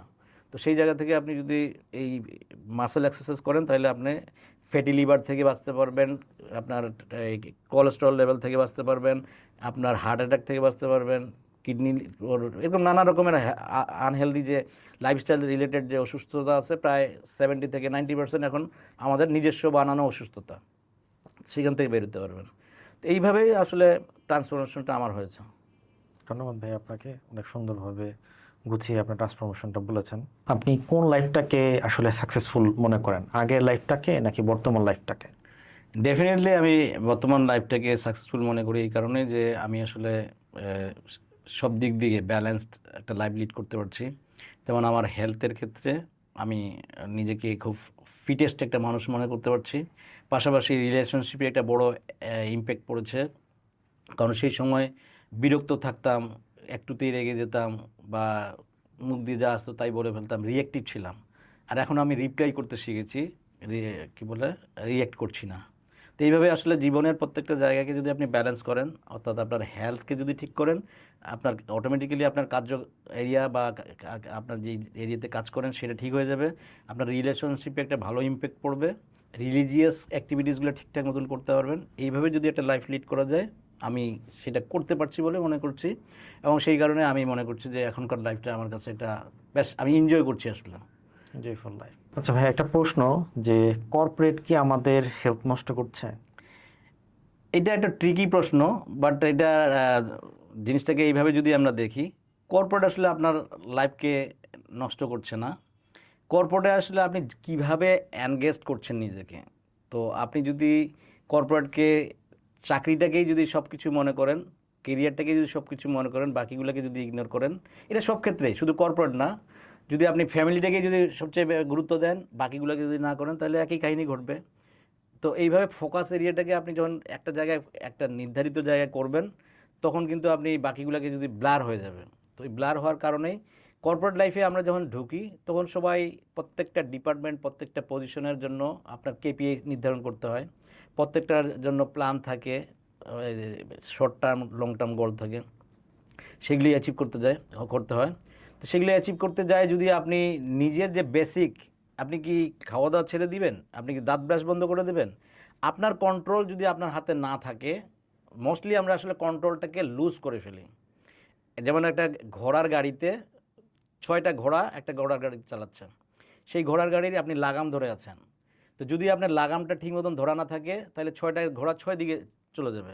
ঠিক আমাদের লাইফে সেই ঘটনাটা ঘটছে, যে আমরা যখন কর্পোরেট লাইফে ঢুকতেছি, তখন শুধুমাত্র কর্পোরেট লাইফের একটা ঘোড়াকে হয়তো আমরা ধরে আছি, বাকিগুলো যে আমাদের হাত থেকে লুজ হয়ে গেছে সেটা খেয়াল করছি না। সেই ক্ষেত্রে কর্পোরেটের একটা প্রিজন মনে করছি অনেকে, এটা প্রিজন আপনি বানাচ্ছেন বলেই মনে করছেন। যদি আপনি কন্ট্রোলটা, নিজের সেলফ কন্ট্রোলটা নিজের হাতে রাখেন, তাহলে সমস্যা নাই। ভাই, আমরা যখন অসুস্থ হই তখন আমাদের বডি কোনো ওয়ার্নিং বা সিগন্যাল দেয় কিনা, যেটা দিয়ে আমরা বুঝতে পারবো যে আমরা আসলে অসুস্থতার দিকে যাচ্ছি? আমাদের বডি আসলে আমাদের সবচেয়ে বড় বন্ধু, এই কারণেই যে আমাদের বডি সবসময় আমাদের সাথে কথা বলে। এখন প্রশ্ন হচ্ছে আমরা সেই কথাটা শুনছি অথবা ইগনোর করছি। মোস্ট অফ দ্য কেসে আমরা বডির কথাকে ইগনোর করি। আমাদের বডিতে আসলে ইনফ্লেমেশন বলে একটা কথা আছে। এই ইনফ্লেমেশনকে আমরা ধরি অ্যাকিউট এবং একটা হচ্ছে ক্রনিক। অ্যাকিউটটা হচ্ছে যেমন আপনার হলো কি বলে, ফুড পয়জনিং হলো, তাহলে সেই সাথে ফুড পয়জনিংয়ের সাথে জ্বরের সম্পর্ক কি? জ্বরের আসলে কোনো সম্পর্ক নাই, অর্থাৎ টেম্পারেচার বেড়ে যাওয়ার কোনো সম্পর্ক নাই। কিন্তু কেন হয় জানেন? আমাদের এটাকে অ্যাকিউট আমরা বলি, বা কোথাও ব্যথা লাগলো, লাল হয়ে গেল, ফুলে গেল, এটাকে আমরা অ্যাকিউট ইনফ্ল্যামেশন বলি। ইনফ্ল্যামেশন বলি এই কারণে যে ওখানে আসলে সমস্ত সিকিউরিটি সিস্টেম বডির সে হ্রাস করে ওখানে কি হলো দেখার জন্য, এবং কিভাবে এটা হিল করা যাবে, এই জন্য এটা লাল হয়ে যায়, ফুলে যায়। তা আমরা মনে করি যে এটা আরও মারাত্মকভাবে আমরা এটাকে ডেসক্রাইব করি বা বর্ণনা করি। অন্যদিকে আপনার যখন ফুড পয়জনিং হলো, তো সমস্ত সিস্টেম আসলে ব্যস্ত হয়ে যায় এখানে ঠিক করার জন্য, একটা জায়গায় ফোকাস করে। এই যে হ্রাস করলো, ঠিক ট্রাফিক একদিকে যখন যাওয়ার জন্য যেরকম কনজেশন তৈরি হয়ে যায়, বডিতেও সেই ইয়েটা তৈরি হয়ে যায়। আর ক্রনিক হচ্ছে দীর্ঘদিন ধরে আপনি অনিয়মের কারণে যেই, এটা যেমন জয়েন্ট পেইন হতে পারে, আপনার এই যে ডায়াবেটিস হতে পারে, তারপরে আপনার কিডনির বা এগুলিতে যেই প্রবলেমগুলো হয়, এটা হচ্ছে ক্রনিক একটা ইনফ্লামেশনের কারণে এটা তৈরি হয়। বডি আপনাকে সবচেয়ে ভালোবাসে, এই জন্য সিগন্যাল দিতে থাকে। কখনো ফোড়া হয়েছে সেটার মাধ্যমে, আপনার ভুঁড়ি হয়েছে এটাও আপনার জন্য একটা সিগন্যাল, আপনার মাথায় চুল পড়ে যাচ্ছে এটাও একটা আপনার সিগন্যাল, আপনার চোখ দিয়ে কম দেখতে পাচ্ছেন এটাও একটা সিগন্যাল। তো সেই সময় যদি আপনি প্রোটেকশন নেন, অর্থাৎ বা কারো গা চুলকাচ্ছে, সেইটাও একটা সিগন্যাল। প্রত্যেকটা সময় বডি আমাদের দিয়ে দেয়। আপনি দেখেন, যখন আমরা বডিকে, আমার ওয়েট বেড়ে গেছে, ওজন বেড়ে গেছে, ফেটি হয়ে গেছি অথবা ভুঁড়ি হয়ে গেছে, আমরা ড্রাস্টিক একটা অ্যাকশন নিয়ে ফেলি, যে আমরা একটা কিটো ডায়েট অথবা এমন একটা ইয়ো ডায়েট বা বিভিন্ন রকমের ডায়েট পাওয়া যায়, সেরকম একটা ডায়েটে ঢুকে যাই। সেখানে ঢুকে গেলে বডি আসলে সার্ভাইভাল মোডে চলে যায়। সার্ভাইভাল মোড কি? বডি আসলে আপনাকে যেহেতু ভালোবাসে, মনে করে যে খাদ্যের অভাব হবে, আপনার দুর্ভিক্ষ সামনে, সমস্ত কিছু জমাইতে থাকে। ঠিক আছে? তো জমানোর কারণে সে আসলে এই আপনার চর্বি জমাতে থাকে, যাতে করে যখন খাদ্য থাকবে না তখন আপনাকে সাপোর্ট দিতে পারবে। এইটা করে আপনি হয়তো ইনস্ট্যান্ট হয়তো রেজাল্ট পেলেন, 1-2 মাস হয়তো ভালো থাকলেন, ওজন 9 কেজি, মাসে 9 কেজি, 10 কেজি, 15 কেজি বলে ফেসবুকে দিলেন, 6 মাস পরে আপনার আর কেউ খোঁজ নেবে না। 6 মাস পরে এই লোকটা যে বিপদে আছে এটা না জানলে আপনি বিশ্বাসই করবেন না। এই যখন সে 6 মাস পরে একটু নর্মাল খাওয়া দাওয়া আসবে, তখন সে একদম স্প্রিংয়ের মতন, তখন আর কন্ট্রোল করতে পারবে না। এটাকে আসলে একটা কী বলে ইয়ে করে বলা হয়, যাতে করে যে বডি আসলে সার্ভাইভাল মোডে চলে গেলে বডি তখন বলে যে আমি অনেক কিছু করতেছি ভাইয়া, আমার ওজনই কমছে না, আমি তো খাই না, আমার ওজন কমে না, আমি ব্যায়াম করছি, ওজন কমে না। কারণ হচ্ছে বডিকে আপনি যে সিগন্যাল দিয়েছেন, ভুল সিগন্যাল দিয়েছেন, সে সার্ভাইভাল মোডে। এই জন্য বডি আমাদের সবসময় আমাদের সাথে কথা বলার চেষ্টা করে। ঠিক আছে, আপনি দেখেন যখন অ্যাংজাইটিতে থাকবেন, আপনার দেখবেন যে ঘাড় ব্যথা হয়ে যাচ্ছে বা টান টান ফিল করছেন, কারণ হচ্ছে বডি আপনাকে বলতেছে যে তোমার টেনশন, আপনার মাথার অনেক রেসপন্সিবিলিটি। তো এরকম নানাবিধভাবে আমাদের বডি আমাদের সাথে কথা বলে। হ্যাঁ, আরেকটা প্রশ্ন আপনার কাছে, আমাদের মেন্টাল হেলথের সাথে ফিজিক্যাল হেলথের কি সম্পর্ক? মেন্টাল হেলথের সাথে আপনার এই ফিজিক্যাল হেলথের একদম ওতপ্রোতভাবে জড়িত। একটা ভালো না থাকলে আরেকটা ভালো থাকার কোনো সম্ভাবনাই নেই। কারণটা কি? কারণ হচ্ছে যে আমাদের আসলে দুইটা ব্রেন। তো দুইটা ব্রেন হচ্ছে, একটা হচ্ছে মেইন ব্রেন, যেখান থেকে আমরা নানা রকমের সিদ্ধান্ত নিয়ে চিন্তাভাবনা করি। কিন্তু বিশ্বাস করবেন না, আমরা আরেকটা সিদ্ধান্তের কথা বলি, যখন আমরা বলি গাট ফিলিংস। তো গাট ফিলিংস মানে, গাট মানে হচ্ছে আপনার পেট বা পরিপাকতন্ত্রের অংশটাকে বলে গাট। তো গাট ফিলিংস যখন আপনি ভয় পান, তখন কোথায় সুড়সুড়ি অনুভব করেন? নাভির কাছে। আপনি যখন কোনো টেনশন ফিল করেন, কোথায় ফিল করেন? আপনার নাভির কাছে। তো আপনার গাট কিন্তু একটা বিরাট ভূমিকা, গাট ব্রেন বলে একটা জিনিস আছে, যেটা সেকেন্ড ব্রেন বলা হয় মানুষের। হিউম্যান সেকেন্ড ব্রেন হচ্ছে গাট, যেটাতে আপনার নিউরোসেল বা এগুলি খুব স্ট্রং, এবং সে এবং আমাদের মূল ব্রেন কথা বলতে থাকে সবসময়। তো আমার গাট যদি, আমার পেট যদি আমার ভালো না থাকে, তাহলে আপনার ডাইজেস্টিভ সিস্টেম যদি ভালো না থাকে, সেই ক্ষেত্রে আপনার এই গাট ব্রেন ভালো থাকবে না। গাট ব্রেন আপনাকে অলওয়েজ, আপনার যে মূল ব্রেনকে, সে ডিপ্রেশন, অ্যাংজাইটি, নানা রকমের সিগন্যাল দিবে, যার কারণে আপনার মেন্টাল হেলথ ভালো থাকবে না। যখন একটা আপনার যদি ফিজিক্যাল হেলথ খারাপ থাকে, তাহলে মেন্টাল হেলথের মাধ্যমে আপনি ফিজিক্যালকে টিউন করতে পারেন। আবার যদি আপনি ডিপ্রেস থাকেন, অ্যাংজাইটি থাকেন, আপনি জাস্ট মুভমেন্ট করেন, এক্সারসাইজের মধ্যে যান, ব্যায়াম করেন, আপনি দেখবেন যে ওই অ্যাংজাইটি, ডিপ্রেশন বা মন খারাপের ভাবটা থেকে আপনি ইজিলি বের হয়ে যেতে পারেন। এই জন্য দুটার সম্পর্কটা আসলে এত রিলেটেড যে একটা ছাড়া আরেকটা মানে ভালো থাকা খুব কঠিন। আচ্ছা ভাই, আমরা যখন মেন্টালি ডিপ্রেস থাকি, তখন আমাদের হেলথে কি কি কি ইস্যু ডেভেলপ হয়? যখন আসলে আমরা মেন্টালি ডিপ্রেস থাকি, তো ডিপ্রেশন থেকে নানাবিধ তৈরি হতে পারে। তো ডিপ্রেশনটা আসলে কোত্থেকে তৈরি হয়? যেমন আপনার যদি ভালো লাইফস্টাইল না থাকে, ভালো লাইফস্টাইলের মধ্যে ঘুম পড়ে, তো ঘুমের আপনার যদি কোয়ালিটি এবং কোয়ান্টিটি ঘুম না হয়, সেক্ষেত্রে হরমোন ইমব্যালেন্স হয়। ইমব্যালেন্সের কারণে আর আপনার গাট হেলথ যদি ভালো না থাকে, সব মিলে আসলে অ্যাংজাইটি, ডিপ্রেশন এই জায়গাটাতে আপনার একটা নেগেটিভ এফেক্ট পড়ে। তো যখন নেগেটিভ এফেক্ট পড়ে, তখন আপনি স্বাভাবিকভাবে আপনি কী বলে, মেজাজ খারাপ থাকে, খিটখিটে ভাব থাকে। তো সেই ক্ষেত্রে আপনার ব্লাড প্রেশার বাড়তে পারে, অথবা ব্লাড প্রেশার কমতে পারে। আপনার এই কী বলে, এই ইনসুলিন রেজিস্ট্যান্স হবে, হরমোনের ইমব্যালেন্স হবে। তার মধ্যে ক্ষুধার যে কী বলে hormone, hunger hormone, satiety hormone, যেটা খাদ্য খেয়ে আমি তৃপ্ত কিনা সেইটা যে সিগন্যাল দেয়, অর্থাৎ গাড়িতে যেমন একটা মিটার থাকে, ফুয়েল মিটার, ঠিক ওইরকম একটা হরমোন থাকে যে কিনা সিগন্যাল দেয়, এটা কাজ করবে না। থাইরয়েডের যে T3 T4 এর ইমব্যালেন্স হবে। তো সব মিলে আসলে এই যে অ্যাংজাইটি, ডিপ্রেশনের যে ট্রিগার করছে আপনাকে, এরপরে আপনার কাজ করতে ভালো লাগবে না, ব্যায়াম করতে যাইতে ভালো লাগবে না, আপনার ফিজিক্যাল মুভমেন্ট করতে ভালো লাগবে না, কোনো জায়গায় ফোকাস থাকতে পারবেন না। ফোকাস না থাকার কারণে আপনি যখন ডিস্ট্রাক্টেড হবেন, তখন কিন্তু আপনি আলটিমেটলি, ডিস্ট্রাক্টেড থাকার কারণে আপনার আসলে আলটিমেটলি হেলথে একটা বড় রকমের এফেক্ট পড়বে। আপনি নেগেটিভ জিনিসে বেশি আসক্ত হবেন, নিউজ দেখবেন বেশি, ইউটিউব দেখবেন বেশি, ফেসবুক স্ক্রল করবেন বেশি, এবং সেখান থেকে যে ইনপুটগুলো আসবে সব দিনের শেষে আপনার ওই মেন্টাল ইয়ে থেকে আপনাকে এইদিকে নিয়ে আসে, এখানে আসে আপনি এই জায়গাটাকে, আপনার হেলথের জায়গাটাকে আপনি ইয়ে করলেন। আপনার কিডনিতে এফেক্ট করবে, আপনার হার্টে অ্যাটাক করবে, আপনার প্রেশার যেহেতু বেড়ে যাবে, আপনার কোলেস্ট্রল লেভেলটা বেড়ে যাবে, প্রত্যেকটা জায়গায় বডি মার্কার বলি আমরা, প্রত্যেকটা বডি মার্কারে আপনার এই অ্যাংজাইটি, ডিপ্রেশন এগুলোর কারণে আপনার একটা নেগেটিভ ইম্প্যাক্ট পড়বে। অন দ্য আদার হ্যান্ড, আপনি যদি এই কী বলে মেন্টাল ডিপ্রেশন থেকে বেরোতে পারেন, সব জায়গাতেই আপনি হয়তো ভালো কাজ করতে পারবেন, আপনার হেলথের বিভিন্ন মার্কারগুলো আপনি চেঞ্জ করে ফেলতে পারবেন। ইভেন আপনার ইমোশন এবং ওই যে কী বলে হেলথের মধ্যে সম্পর্ক বা মানসিক স্বাস্থ্যের মধ্যে সম্পর্ক, তো আপনি ইমোশন কন্ট্রোল করবেন কীভাবে, ইমোশন রেগুলেশন করবেন কীভাবে? যদি আপনার হেলথ যদি ভালো না থাকে, ইমোশন কন্ট্রোল করতে পারবেন, রেগুলেশন করতে পারবেন না, আপনি তখন রিয়্যাক্ট করবেন রিপ্লাই করার বিপরীতে। তো মানুষের সাথে ঝগড়া লেগে যাবে, কোথায় কোথায় রিক্সাওয়ালার গায়ে হাত তুলে দিবেন। তো এগুলি আসলে প্রত্যেকটাই আসলে আপনার ওই মেন্টাল হেলথের কারণে মেন্টাল হেলথের কারণে এই ফিজিক্যাল হেলথ, দুটো আসলে ডিপেন্ডেন্ট।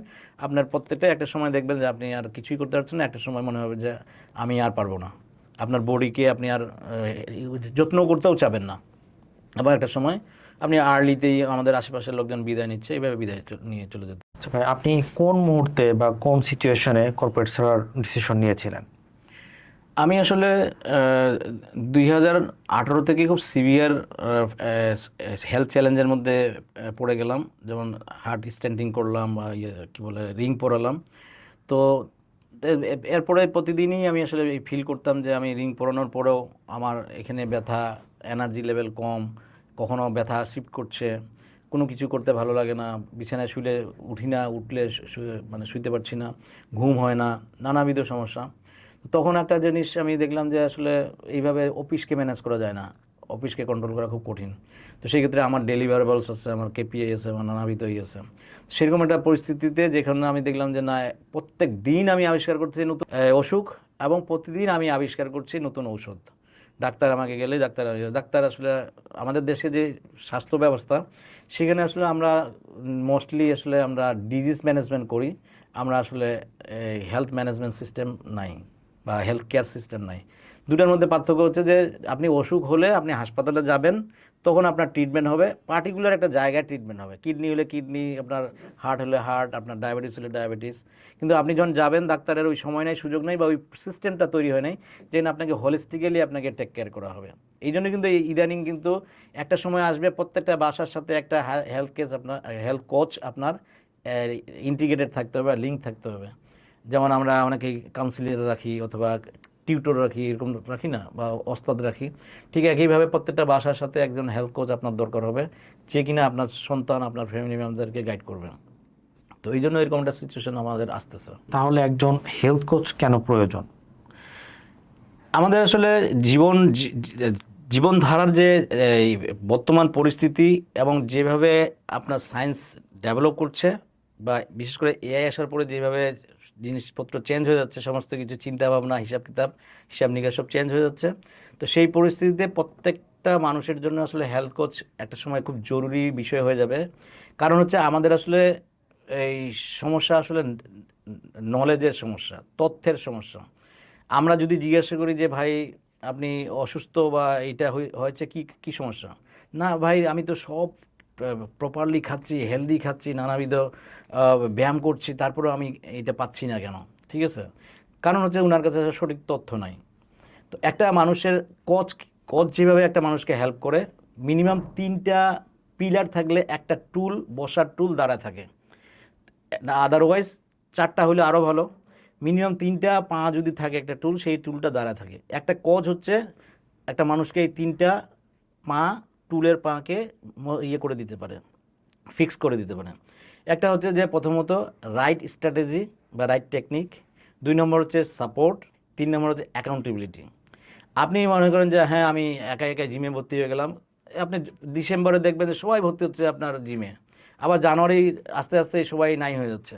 কারণ কি? কারণ হচ্ছে যে ওখানে তার আসলে অ্যাকাউন্টেবিলিটি কোনো পার্টনার নাই, বা ওখানে যে যারা ইনস্ট্রাক্টর আছে তারা আসলে ওইভাবে দায়িত্ব নেয় না। তো সেই ক্ষেত্রে আপনি গেলেন না, করলেন না, কি করলেন সেটার কোনো খোঁজখবর নাই, রাইটভাবে করলেন কিনা, স্ট্র্যাটেজি দেওয়া আছে কিনা, সেগুলো আসলে কেউ দেখার নাই। তো সেই ক্ষেত্রে একটা কোচের ভূমিকা হচ্ছে যে আপনাকে রাইট স্ট্র্যাটেজি দিবে, রাইট টেকনিক দিবে, আপনাকে রাইট সাপোর্ট দিবে, আর অ্যাকাউন্টেবিলিটি নিশ্চিত করবে একটা কোচ। তো যদি আপনার হেলথ কোচ যদি আপনার সাথে ইনভলভ না থাকে, আপনি হয়তো এই জার্নিতে শুরু করবেন, সবাই শুরু করি, সেই রবীন্দ্রনাথের ভাষায় যে আমরা শুরু করি কিন্তু শেষ করি না। তো এরকম হবে যে আমরা প্রত্যেকটা জায়গাতেই শুরু করব, হেলথেও শুরু করব, কিন্তু আসলে শেষ করতে পারবো না, এবং রেজাল্ট পেলাম কিনা এটা মেজারও করতে পারবো না, সঠিক তথ্য পাবো না, সঠিক নলেজকে কোন জায়গায় কোনটা ব্যবহার করব সেটা বুঝবো না। এই জন্য হেলথ কোচ আপনার জন্য খুব জরুরি হবে। আমরা এখনও বুঝতেছি না হয়তো বা, আমার কথায় হয়তো অনেকে আশ্চর্য হবে, আশ্চর্য ফিল করবে। তো সেই ক্ষেত্রে কিছুদিন পরে টের পাবে যে হ্যাঁ, প্রত্যেকটা জায়গায় যেমন কোচ দরকার, হেলথের ক্ষেত্রে আপনার জন্য একজন কোচ দরকার, যে কিনা আপনাকে রাইট স্ট্র্যাটেজি দিবে, টেকনিক দিবে, সাপোর্ট দিবে এবং আপনাকে অ্যাকাউন্টেবিলিটি নিশ্চিত করবে। তো ভাই আমরা বর্তমানে একটা খুব কমন কথা শুনছি যে সিটিং ইজ এ কিলিং, এবং এটা নাকি স্মোকিং এর চাইতেও ডেঞ্জারাস একটা জিনিস। এটা আসলে কি? জি, এটা আমরা রিসেন্টলি এটা খুব বেশি বেশি শুনছি। কথাটা যদি আপনি চিন্তা করেন, নিজেই আসলে বুঝতে পারবেন এটা আসলে খুবই সত্য একটা কথা।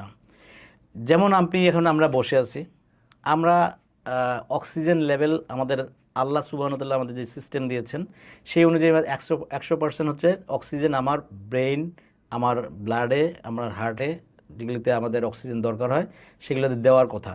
কিন্তু আমরা যখন বসে থাকি তখন আমরা আসলে 35%, 30 থেকে 35% আমরা অক্সিজেন নিচ্ছি। বাকি 60 থেকে 65 বা 70 থেকে 65% আমরা কম্প্রোমাইজ করছি। তা আপনার বডি আসলে কতক্ষণ আপনার এটা বহন করবে, কত দিন কত বছর আপনাকে এই এই বেনিফিট আপনাকে দিবে? তো সেই জন্য সিটিং যখন আমরা দীর্ঘ সময় যখন বসে বসে সিডেন্টারি লাইফ লিড করি, আপনি দেখেন আমাদের লাইফটা কীভাবে চলে গেছে। আপনি ঘুমাচ্ছিলেন বিছানায় শুয়ে, আপনি ঘুম থেকে উঠে গেলেন কমোডে, টয়লেট করলেন, কমোডের বাথরুম থেকে পরিষ্কার হয়ে কোথায় গেলেন?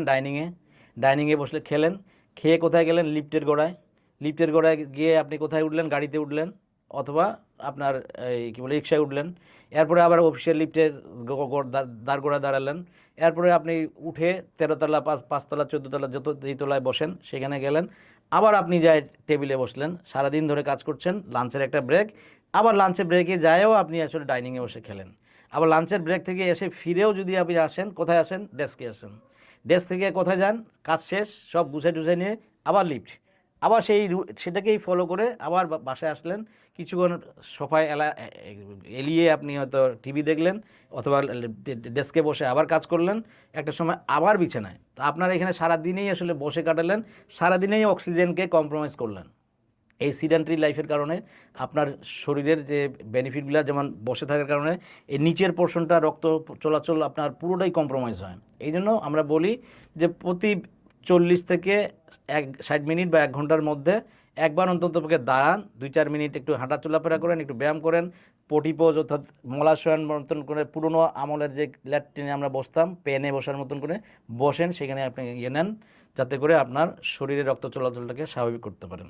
এই জন্যই আসলে সিটিং ধূমপানের চেয়ে ক্ষতিকর বলা হচ্ছে, প্রত্যেকটা বডি সিস্টেম আপনার কম্প্রোমাইজ হয়ে যাচ্ছে।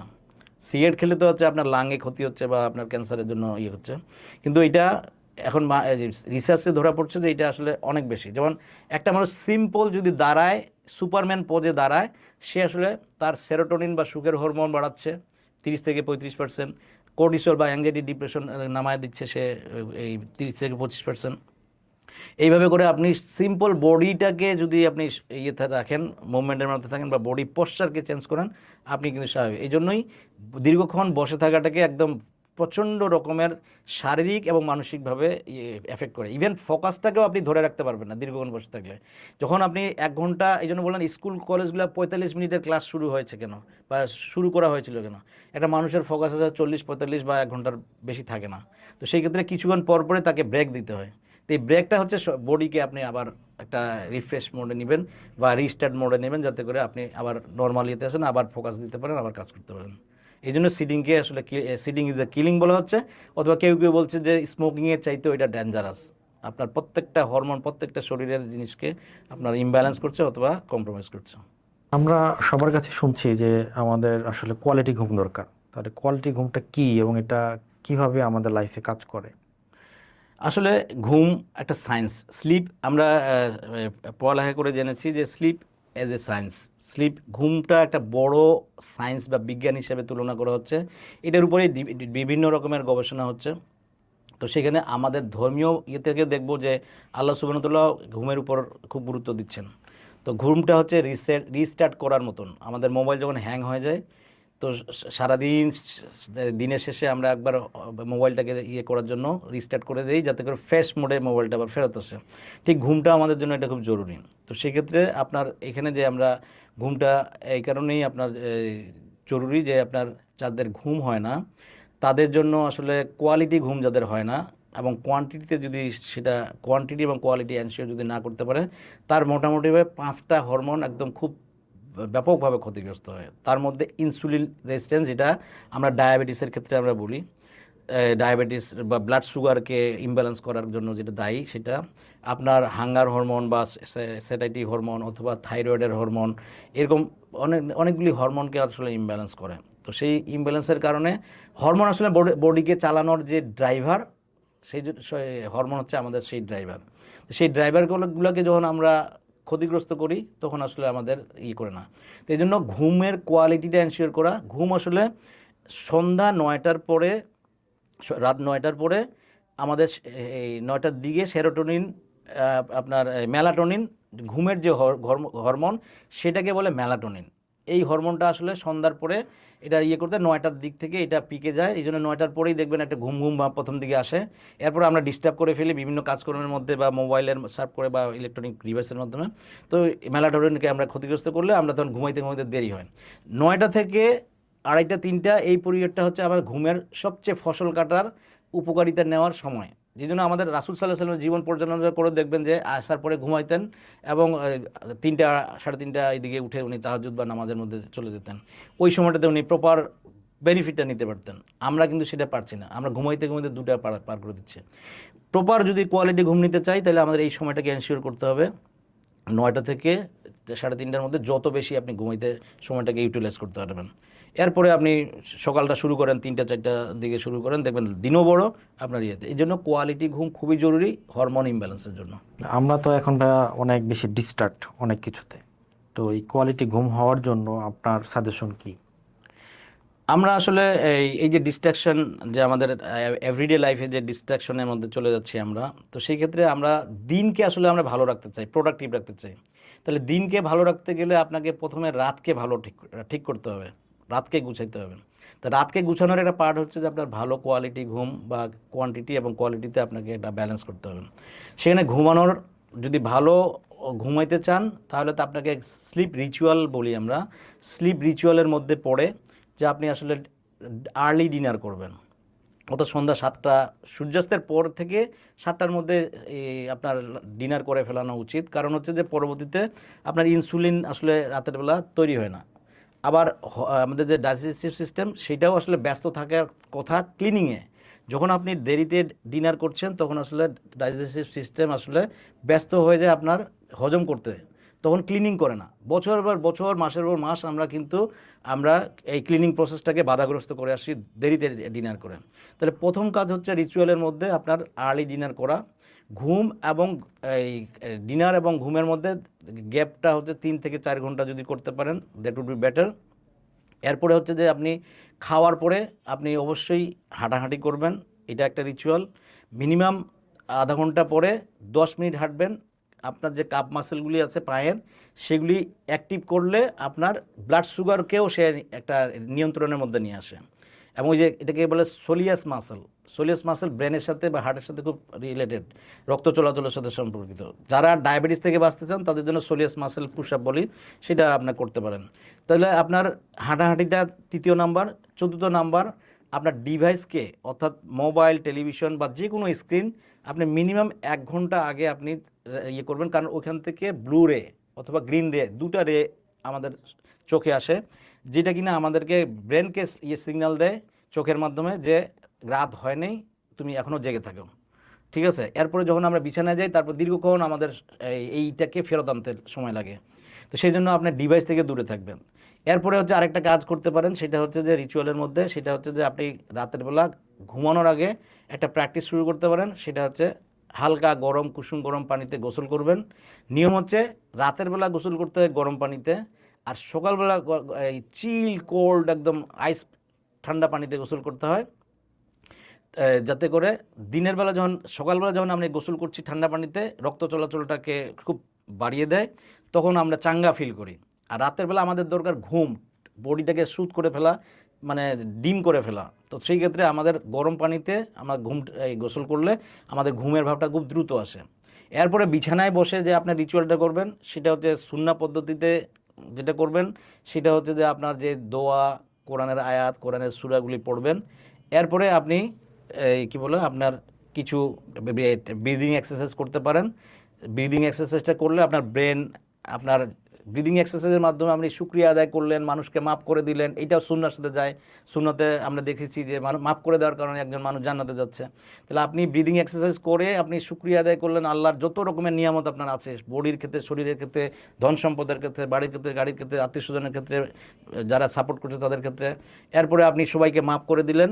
এরপরে আল্লাহর জিকির করতে করতে আপনি ঘুমায় গেলেন। সারা রাত আপনার ব্রেন প্রসেস করছে, আপনি ঘুমের মধ্যে চলে গেলেন, ডিপ ঘুমের মধ্যে চলে গেলেন। এইভাবে আপনি এনশিওর করতে পারেন আপনি কোয়ালিটি ঘুম।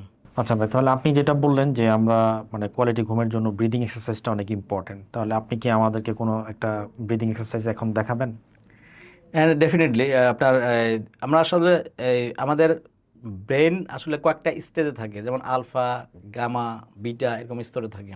তো আমরা সাধারণত ওই সময়টাকে বেছে নেই, সেটা হচ্ছে যে ঘুম থেকে উঠার আগের মুহূর্ত, যখন আমরা জেগে যাচ্ছি সেই মুহূর্তটা, আর ঘুমানোর আগের মুহূর্তটা আসলে খুব ইম্পর্টেন্ট মানুষের জীবনে, যেখানে আপনি যদি এই ব্রিদিং এক্সারসাইজ করেন এবং ভিজুয়ালাইজ করেন, তো সেই ক্ষেত্রে আপনি যা ভিজুয়ালাইজ করবেন ব্রেন আপনার এটা সাবকনসিয়াস মাইন্ড এটা খুব দ্রুত রিড করে, সেই অনুযায়ী আপনাকে সারাদিন প্রসেস করে, এবং রাতে যখন করেন সারা রাত আপনার ব্রেন ওই পজিটিভ জিনিসগুলো নিয়ে আপনাকে প্রসেস করে আপনাকে সারাদিন চালানোর জন্য, একটা পজিটিভ থাকার জন্য আপনাকে হেল্প করে। তো সেক্ষেত্রে ব্রিদিং এক্সারসাইজের ক্ষেত্রে আপনি যখন বিছানায় যাবেন, বিছানায় আপনি সোজা হয়ে বসতে পারেন, অথবা শুয়েও করতে পারেন, একদম চিত হয়ে শুয়েও করতে পারেন, অথবা আপনি জাস্ট আমরা যেমন আরাম করে বসি পায়ের উপর পা দিয়ে, সেইভাবে বসে আপনি হাত রাখলেন থাইয়ের উপরে, এইভাবে রাখলেন, হাতটা রাখলেন যাতে করে আপনার একদম কোমর এবং এটা যেন সোজা থাকে। আপনি হালকা করে চোখ বন্ধ করবেন, তারপর আপনি বক্স ব্রিদিং করতে পারেন। যেটা বক্স ব্রিদিং আমরা সেটাকেই বলি, যে আপনি নিবেন, লম্বা করে নিবেন, তারপর আটকাবেন, এরপরে 1 2 3 4 বলবেন, 4 সেকেন্ড পর্যন্ত আপনি বন্ধ করে রাখলেন নিঃশ্বাসটা। এরপরে আপনি আবার লম্বা করে ছাড়বেন, যেখানে ছেড়ে একদম পেট স্কুইজ করে আপনি বেলি স্কুইজ করে আপনি বাতাস বের করে দিলেন। এরপরে এখানে ধরে রাখবেন আবার 1 2 3 4। আমি একবার দেখাই। আপনি মনে করেন বিছানায় বসছেন, পায়ের উপর পা এইভাবে দিয়ে, যেটা আপনার কাছে ইজি মনে হবে সেটাই করবেন, আপনি নিজেকে কষ্ট দিবেন না। সেটা করে আপনি, যেমন আমি এখন করছি, যেমন লম্বা করে শ্বাস নিচ্ছি, এবার আমি আটকালাম, হোল্ড করলাম, হোল্ড 2 3 4, 4 সেকেন্ড ধরে রাখলাম, এবার ছাড়বো, মুখ দিয়ে ছাড়লাম লম্বা করে, একদম যতক্ষণ পর্যন্ত বাতাস না বের করে ফেলছি ততক্ষণ পর্যন্ত। এবার ছাড়ে আমি ধরে রাখলাম, হোল্ড 2 3 4, এবার লম্বা করে নিচ্ছি, হোল্ড 2, মনে মনে গুনছি, হোল্ড 2 3 4, এবার লম্বা করে ছাড়বো, আবার হোল্ড 2 3 4। এবার আর মুখে বলবো না, আমি দেখাচ্ছি জাস্ট।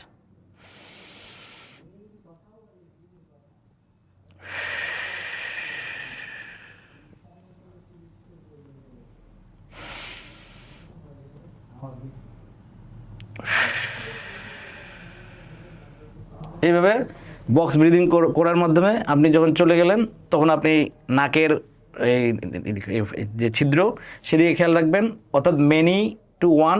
আপনার অনেক চিন্তা ভাবনা সেই সময় আসবে, সেটাকে এক জায়গায় ফোকাস করার জন্য আপনি যে কোনো জায়গায় শরীরের মাথায় অথবা মাথার তালুতে অথবা নাকের ইয়েতে রাখেন, যাতে করে many two one, one two নান। এরপরে কোনো চিন্তায় আর আসবে না। এটা কয়েকদিন করার পরে আপনি এটা শিখে যাবেন। এরপরে আপনি আপনার ভালোর জন্য শুকরিয়া আদায় করেন, আপনার প্রত্যেকটা জিনিসের জন্য ধন্যবাদ দেন, আল্লাহকে শুকরিয়া আদায় করেন, আপনার পজিটিভ দিকগুলো ফোকাস করেন। আপনি গুণে শেষ করতে পারবেন না। একটা সময় বলবেন যে আল্লাহ আমি অনেক কিছু জানি না। ওই যে সূরা আর রহমানে বলছে না কি, যে তোমরা কোন কোন নিয়ামতের অস্বীকার করবে, তো সেইটা যদি আমি ফিল করি তাহলে কিন্তু আমি পজিটিভ থাকবো। এরপরে আপনি সবাইকে মাফ করে দিলেন, সবাইকে ধরে ধরে শুকরিয়া আদায় করলেন, সবার কন্ট্রিবিউশনের জন্য শুকরিয়া আদায় করলেন, শত্রুরও করবেন, কারণ শত্রুর বোঝাটা আপনি বহন করবেন না। বা আমরা নেগেটিভ জিনিসগুলো বোঝা বহন করি, এটাতে কোনো উপকার নাই, ওই লোকের কোনো ক্ষতি হবে না।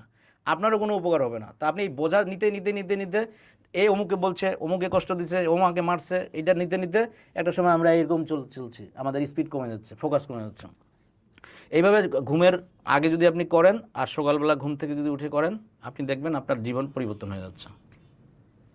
ধন্যবাদ ভাইয়া আমাদেরকে ব্রিথিং এক্সারসাইজটি দেখানোর জন্য। তো আরেকটা প্রশ্ন আপনার কাছে, যে আমরা জিমে না গিয়েও কি হেলদি থাকতে পারি? এটা খুব গুরুত্বপূর্ণ প্রশ্ন এবং অনেকেই করে থাকে যে সুস্থ থাকার জন্য জিমে যাওয়া খুবই জরুরি। এটা আসলে হ্যাঁ, এনভায়রনমেন্টের জন্য জরুরি। যে জিমে যদি আমি যাই তাহলে একটা এনভায়রনমেন্ট পাই। 5 মিনিটের জন্য গেলে আমি আসলে এই ইনস্ট্রুমেন্ট করছি, ওই ইনস্ট্রুমেন্ট করছি, বা এই এক্সারসাইজ করছি, সেই এক্সারসাইজ করি, আবার ওখানে সবাই করছে, আমি একটা মোটিভেশনাল পাচ্ছি। বাট নট নেসেসারি যে জিমে গেলে আপনার স্বাস্থ্য ভালো হয়ে যাবে। আপনি যদি কোনো প্রোগ্রাম প্ল্যান যদি ঠিক মতন করা না থাকে, আপনাকে যদি রাইট সাপোর্ট না পান, রাইট টেকনোলজি কেউ শিখিয়ে দেওয়া না থাকে, কেউ অ্যাকাউন্টেবিলিটি না, তাহলে পারবেন না। তো যদি শুধুমাত্র জিমে গেলে আপনার স্বাস্থ্য ভালো থাকবে, ব্যাপারটা এরকম না। যেহেতু এই এক্সারসাইজটা অন্যান্য পিলারের মতন একটা পিলার, সেটা আপনি বাসাতেও করতে পারেন, মাঠেও করতে পারেন, পার্কে যেও করতে পারেন। তো সেই ক্ষেত্রে আপনি জিমে যাওয়াটা ম্যান্ডেটরি না, বাট কনসিস্টেন্সিটা ম্যান্ডেটরি। অর্থাৎ যেদিন আপনার ভালো লাগবে না সেই দিন 5 মিনিটের জন্য হলেও আপনি যাবেন। আমরা 5 মিনিট রুলস যেটা বলি, যে 5 মিনিটের জন্য যান, আপনি আসলে 5 মিনিট আর 5 মিনিট থাকবে না। আপনি কখন 10 মিনিট, 15 মিনিট, 1 ঘন্টা করে এক্সারসাইজ করে ফেলছেন আপনি বুঝবেন না। বডি আপনাদের মাইন্ড আমাদের সাধারণত আমাদের শয়তানি যে অসুবাসা আছে না, বলে যে আরে কি যাবা, আজকে বৃষ্টি হচ্ছে, আরে কি করবা, আজকে না গেলে কি হবে, 5 দিন তো করছো, একদিন না করলে কী হবে। এই কনসিস্টেন্সিটা বজায় রাখেন। আপনি বাসায় করেন, মাঠে করেন, পার্কে করেন, অথবা জিমে যান, আপনি যেখানে যান, আপনি এই কনসিস্টেন্সিটা বজায় রাখেন এবং প্রতিদিন একটু একটু করে ইনক্রিজ করেন, ক্যাপাসিটি বিল্ড করেন। অর্থাৎ আপনার লাংয়ের ক্যাপাসিটি বিল্ড করেন, আপনার হার্টের ক্যাপাসিটি বিল্ড করেন, আপনার অন্যান্য সিস্টেমের যে মাসেল বিল্ড করেন, আপনি এই ব্রিদিং এক্সারসাইজের মাধ্যমে আপনার মেন্টাল ক্যাপাসিটি বিল্ড করেন। দেখবেন যে আপনি অটোমেটিক্যালি আপনার লাইফে একটা বড় পরিবর্তন আসছে, পজিটিভ পরিবর্তন আসছে। এবং এটা আপনি মানুষকেও এটার বেনিফিট পাশের মানুষকে দিতে পারবেন আপনার ব্যবহারের মাধ্যমে, আপনার চলাফেরার মাধ্যমে। ধন্যবাদ ভাই। এই প্রশ্ন আসলেই অনেকেরই, যে আমরা কিভাবে জিমে না গিয়েও সুস্থ থাকতে পারি। আচ্ছা ভাই, আপনি বললেন যে 5 মিনিটস রুলস, তো এটা আবার কি, মানে কিভাবে এটা করে? দুই রুল। একটা হচ্ছে 5 সেকেন্ড রুল। এটা মেল রবিন্স বলে একজন ইন্টারন্যাশনাল ট্রেনার আছেন, বা এন্টারপ্রেনার আছেন, মহিলা। উনার একটা বই আছে 5 সেকেন্ড রুল। সেটা আমরা অনেকেই ফলো করি যারা এটা জানি। সেটা হচ্ছে যে আমাদের আসলে শয়তানে অসুয়াশা দেয় আমাদেরকে, যে ঘুম থেকে উঠবো কিন্তু অ্যালার্ম বাজলো, আমি স্নুজ করছি বারবার, বন্ধ করছি বারবার, আবার কিছুক্ষণ পর চলে আবার বন্ধ করছি। তো এইরকম জায়গা থেকে বের হবো কীভাবে? অর্থাৎ আমি ঘুম থেকে উঠা দরকার, আমি উঠতে পারছি না, উঠতে ইচ্ছা করছে না। তখন এই 5 সেকেন্ড রুলটা ব্যবহার করার জন্য মেল রবিন্স আমাদেরকে শিখিয়েছেন। সেটা এইভাবে, যে আপনি 1, 2, 3, 4, 5 এরকম 5 সেকেন্ডের জন্য 5 বার গুনবেন। গুনে আপনি সঙ্গে সঙ্গে আপনি উঠে বসবেন বা বিছানা থেকে নেমে যাবেন। যখনই নেমে যাবেন আপনার বডি একটু মুভ করলো, পজিশন চেঞ্জ করলো, আপনার শরীরের অক্সিজেন ফ্লোর কারণে আপনার ওই যে একটা চিন্তাধারার মধ্যে ছিল যে উঠবো না, আজকে আজকে বৃষ্টি হচ্ছে, সবাই ঘুমাচ্ছে, আমি কেন উঠবো, এই ফিলিংসটা থেকে আপনি বের হয়ে গেলেন, আপনি ব্রেক করতে পারলেন। এরপরে আপনি ডাইনিংয়ে গেলেন, 1 গ্লাস পানি খেলেন, দেখবেন যে আপনি ওই যে পারতেছিলেন না সেটাকে ওভারকাম করলেন 5 সেকেন্ড রুলের মাধ্যমে। আরেকটা যেটা রুল আছে, যেটা 5 মিনিটস রুল, এই কী বলে 5 মিনিটস রুল। সেটা হচ্ছে যে আপনি যেই কাজটা আমাদের তো সবসময় প্রোক্রাস্টিনেশন আমাদেরকে ধরে রাখে, টেনে রাখে, যে না এখন কেন, পরে তো করতে পারো, এটা এত ইম্পর্টেন্ট না, এটা ঠিক আছে, বা বৃষ্টি হচ্ছে আমি করবো না আজকে, শরীরটা ভালো লাগছে না আজকে, ব্যায়ামই করবো না, বা আজকে পড়তেই বসবো না, বই পড়বো না আজকে। যখন যেই কাজটা করতে ইচ্ছা করবে না সেই কাজটা কিভাবে করতে পারবেন, এটার জন্য 5 second, 5 minutes rule. 5 minutes rule কি? আপনি ব্রেনকে শুধুমাত্র টিক চিহ্ন দেওয়ার জন্য, যে আমি মিস করি নাই, কনসিস্টেন্সি বজায় রাখার জন্য, বা আপনার ট্র্যাকার যে মেনটেন করেন, ট্র্যাকারে টিক চিহ্ন দেওয়ার জন্য হইলেও, যদি আপনার কোচ বা আপনাকে কেউ জিজ্ঞাসা করে, আপনাকে তো মিথ্যা বলতে হবে যে আমি আজকে করছি, সেটা থেকে বাঁচতে গেলে আপনি 5 মিনিটের যদি জন্য এটা টিক চিহ্ন দেন, 5 মিনিট করেন, তাহলে আপনি সত্য কথা বললেন যে আমি করছি, আবার ব্রেনকে সিগন্যাল দিলেন আপনি করছি। এই জন্য 5 মিনিটের জন্য যাবেন, যে আজকে ব্যায়াম করতে ভালো লাগছে না, শরীরটা একদম ম্যাচ করতেছে, গলা খুশখুশ করতেছে, ওয়েদার চেঞ্জ হচ্ছে, আমি পারতেছি না, করবো না। তখন আপনি 5 মিনিট রুলটাকে ব্যবহার করবেন, 5 মিনিটের জন্য যাবেন, করবেন। 5 মিনিট আপনার বিশ্বাস করেন, 5 মিনিট আপনার 5 মিনিট থাকবে না। আপনি যখনই করা শুরু শুরু করবেন, আপনার এন্ডোরফিন নামক একটা হরমোন তৈরি হয়, ভালো লাগার হরমোন তৈরি হয়। ঘাম ঝরালে যে একটা ফিল হয়, সেই যে ভালো লাগার ফিলিং হয়, এটা হবে। আপনি দেখবেন 5 মিনিটকে আপনি 50 মিনিট ব্যায়াম করলেন, আপনি বুঝতেই পারবেন না যে আপনি করতেই চান না। এরপরে ভালো লাগা তো আপনি ফিলেই করবেন। সারাদিন ঝরঝরে তরতরে একটা থাকবেন। লোকজন দেখেই বলবেন যে ভাই আপনাকে খুব ফ্রেশ লাগতেছে। কিন্তু এই জন্য 5 সেকেন্ড রুল, 5 মিনিট রুলস খুব গুরুত্বপূর্ণ। তাহলে ভাই একজন কর্পোরেট বিজি মানুষ সে কিভাবে আজকে থেকে হেলদি লাইফস্টাইল শুরু করতে পারে? একজন কর্পোরেট মানুষ অথবা যে কোনো মানুষই আসলে হেলদি লাইফস্টাইল শুরু করতে পারলে, শুরু করতে চাইলে তাকে প্রথমে আসলে অ্যাওয়ারনেসটা ক্রিয়েট করতে হবে। অর্থাৎ তার প্রবলেম হেলথ চ্যালেঞ্জের মধ্যে পড়ছে অথবা পড়তে যাচ্ছে, দুইটা স্তর থাকতে পারে। একটা, সে বুঝতেছে যে আমি এইভাবে চললে আমি অসুস্থ হয়ে যাব, অথবা অসুস্থতার মধ্যে পড়ে গেছে। দুটার ক্ষেত্রেই সে নিজেকে সেভ করতে পারে যদি হেলদি লাইফস্টাইলের মধ্যে ঢুকে যেতে পারে। তো সেক্ষেত্রে প্রথম অ্যাওয়ারনেস হচ্ছে খুব গুরুত্বপূর্ণ। অ্যাওয়ারনেসটার হওয়ার পরে তাকে আসলে সিদ্ধান্ত নিতে হয়। প্রত্যেকটা ভালো এবং খারাপ একটা পয়েন্ট থেকে ট্রিগার করে।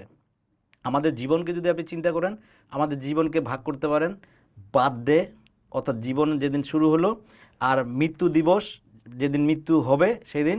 আর মধ্যে যত কিছু আমাদের ভালো খারাপ সেটা হচ্ছে চয়েস, অর্থাৎ প্রতি সেকেন্ডে আপনি এটা করবেন অথবা করবেন না। তো প্রত্যেকটা ভালো খারাপের শুরুটা এক জায়গা থেকে। একই জায়গায় সিদ্ধান্ত দুই ভাই, একজন সিদ্ধান্ত নিল আমি পড়ালেখা করব, সে হয়তো মানুষ হওয়ার দিকে যাচ্ছে। আরেকজন বলল আমি পড়ালেখা করবো না, একটা দিকে সে পড়ালেখা ছেড়ে হয়তো মাস্তানির দিকে চলে গেল। শুরুটা কিন্তু এক জায়গা থেকে। সেই জন্য দ্বিতীয় কাজ হচ্ছে তাকে সিদ্ধান্ত নেওয়া। প্রথমে অ্যাওয়ার হলো, তারপর সিদ্ধান্ত নেওয়া যে আমি এটা করতে চাচ্ছি। তৃতীয়ত হচ্ছে তাকে আসলে একটু নলেজ বেসটা ক্লিয়ার হওয়া উচিত। কারণ হচ্ছে এক এক জায়গায় যায় এক এক রকমের তথ্য নিয়ে বা ইউটিউব দেখে শুরু করে দিল, সেখানে আসলে যেমন কিটো ডায়েট বা এদের ইয়ো ডায়েটের মধ্যে ঢুকে গেল। সে আসলে ভুল পদ্ধতিতে তার ওয়েট ফ্যাট কমানোর জায়গায় ওয়েট কমাতে গেল। তো ওয়েট কমাইতে গেলে কি সমস্যা, আর ফ্যাট কমানোর দরকারটা কি ছিল? ওয়েট কমাতে গেলে সে হয়তো তার পানি লস করতেছে, বডির ওয়াটার লস করতেছে, বোন লস করতেছে, তার আপনার সাথে সাথে ফ্যাট লস করতেছে, মাসেল লস করতেছে।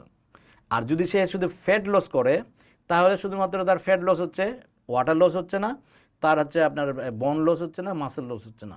তো তাহলে আমরা পেলাম কি? অ্যাওয়ারনেস, ডিসিশন যে আমি করব, এরপরে একটা সঠিক তথ্য, সঠিক স্ট্র্যাটেজি তার দরকার। এবং খুব ছোট্ট পরিস্থিতিতে তাকে শুরু করতে হবে যে আমি অল্প, যদি নিজেই করতে চায় ভালো, সে প্রথমে হচ্ছে 5 মিনিট টার্গেট করবে, এরপরে 7 মিনিট করবে, 10 মিনিট করবে।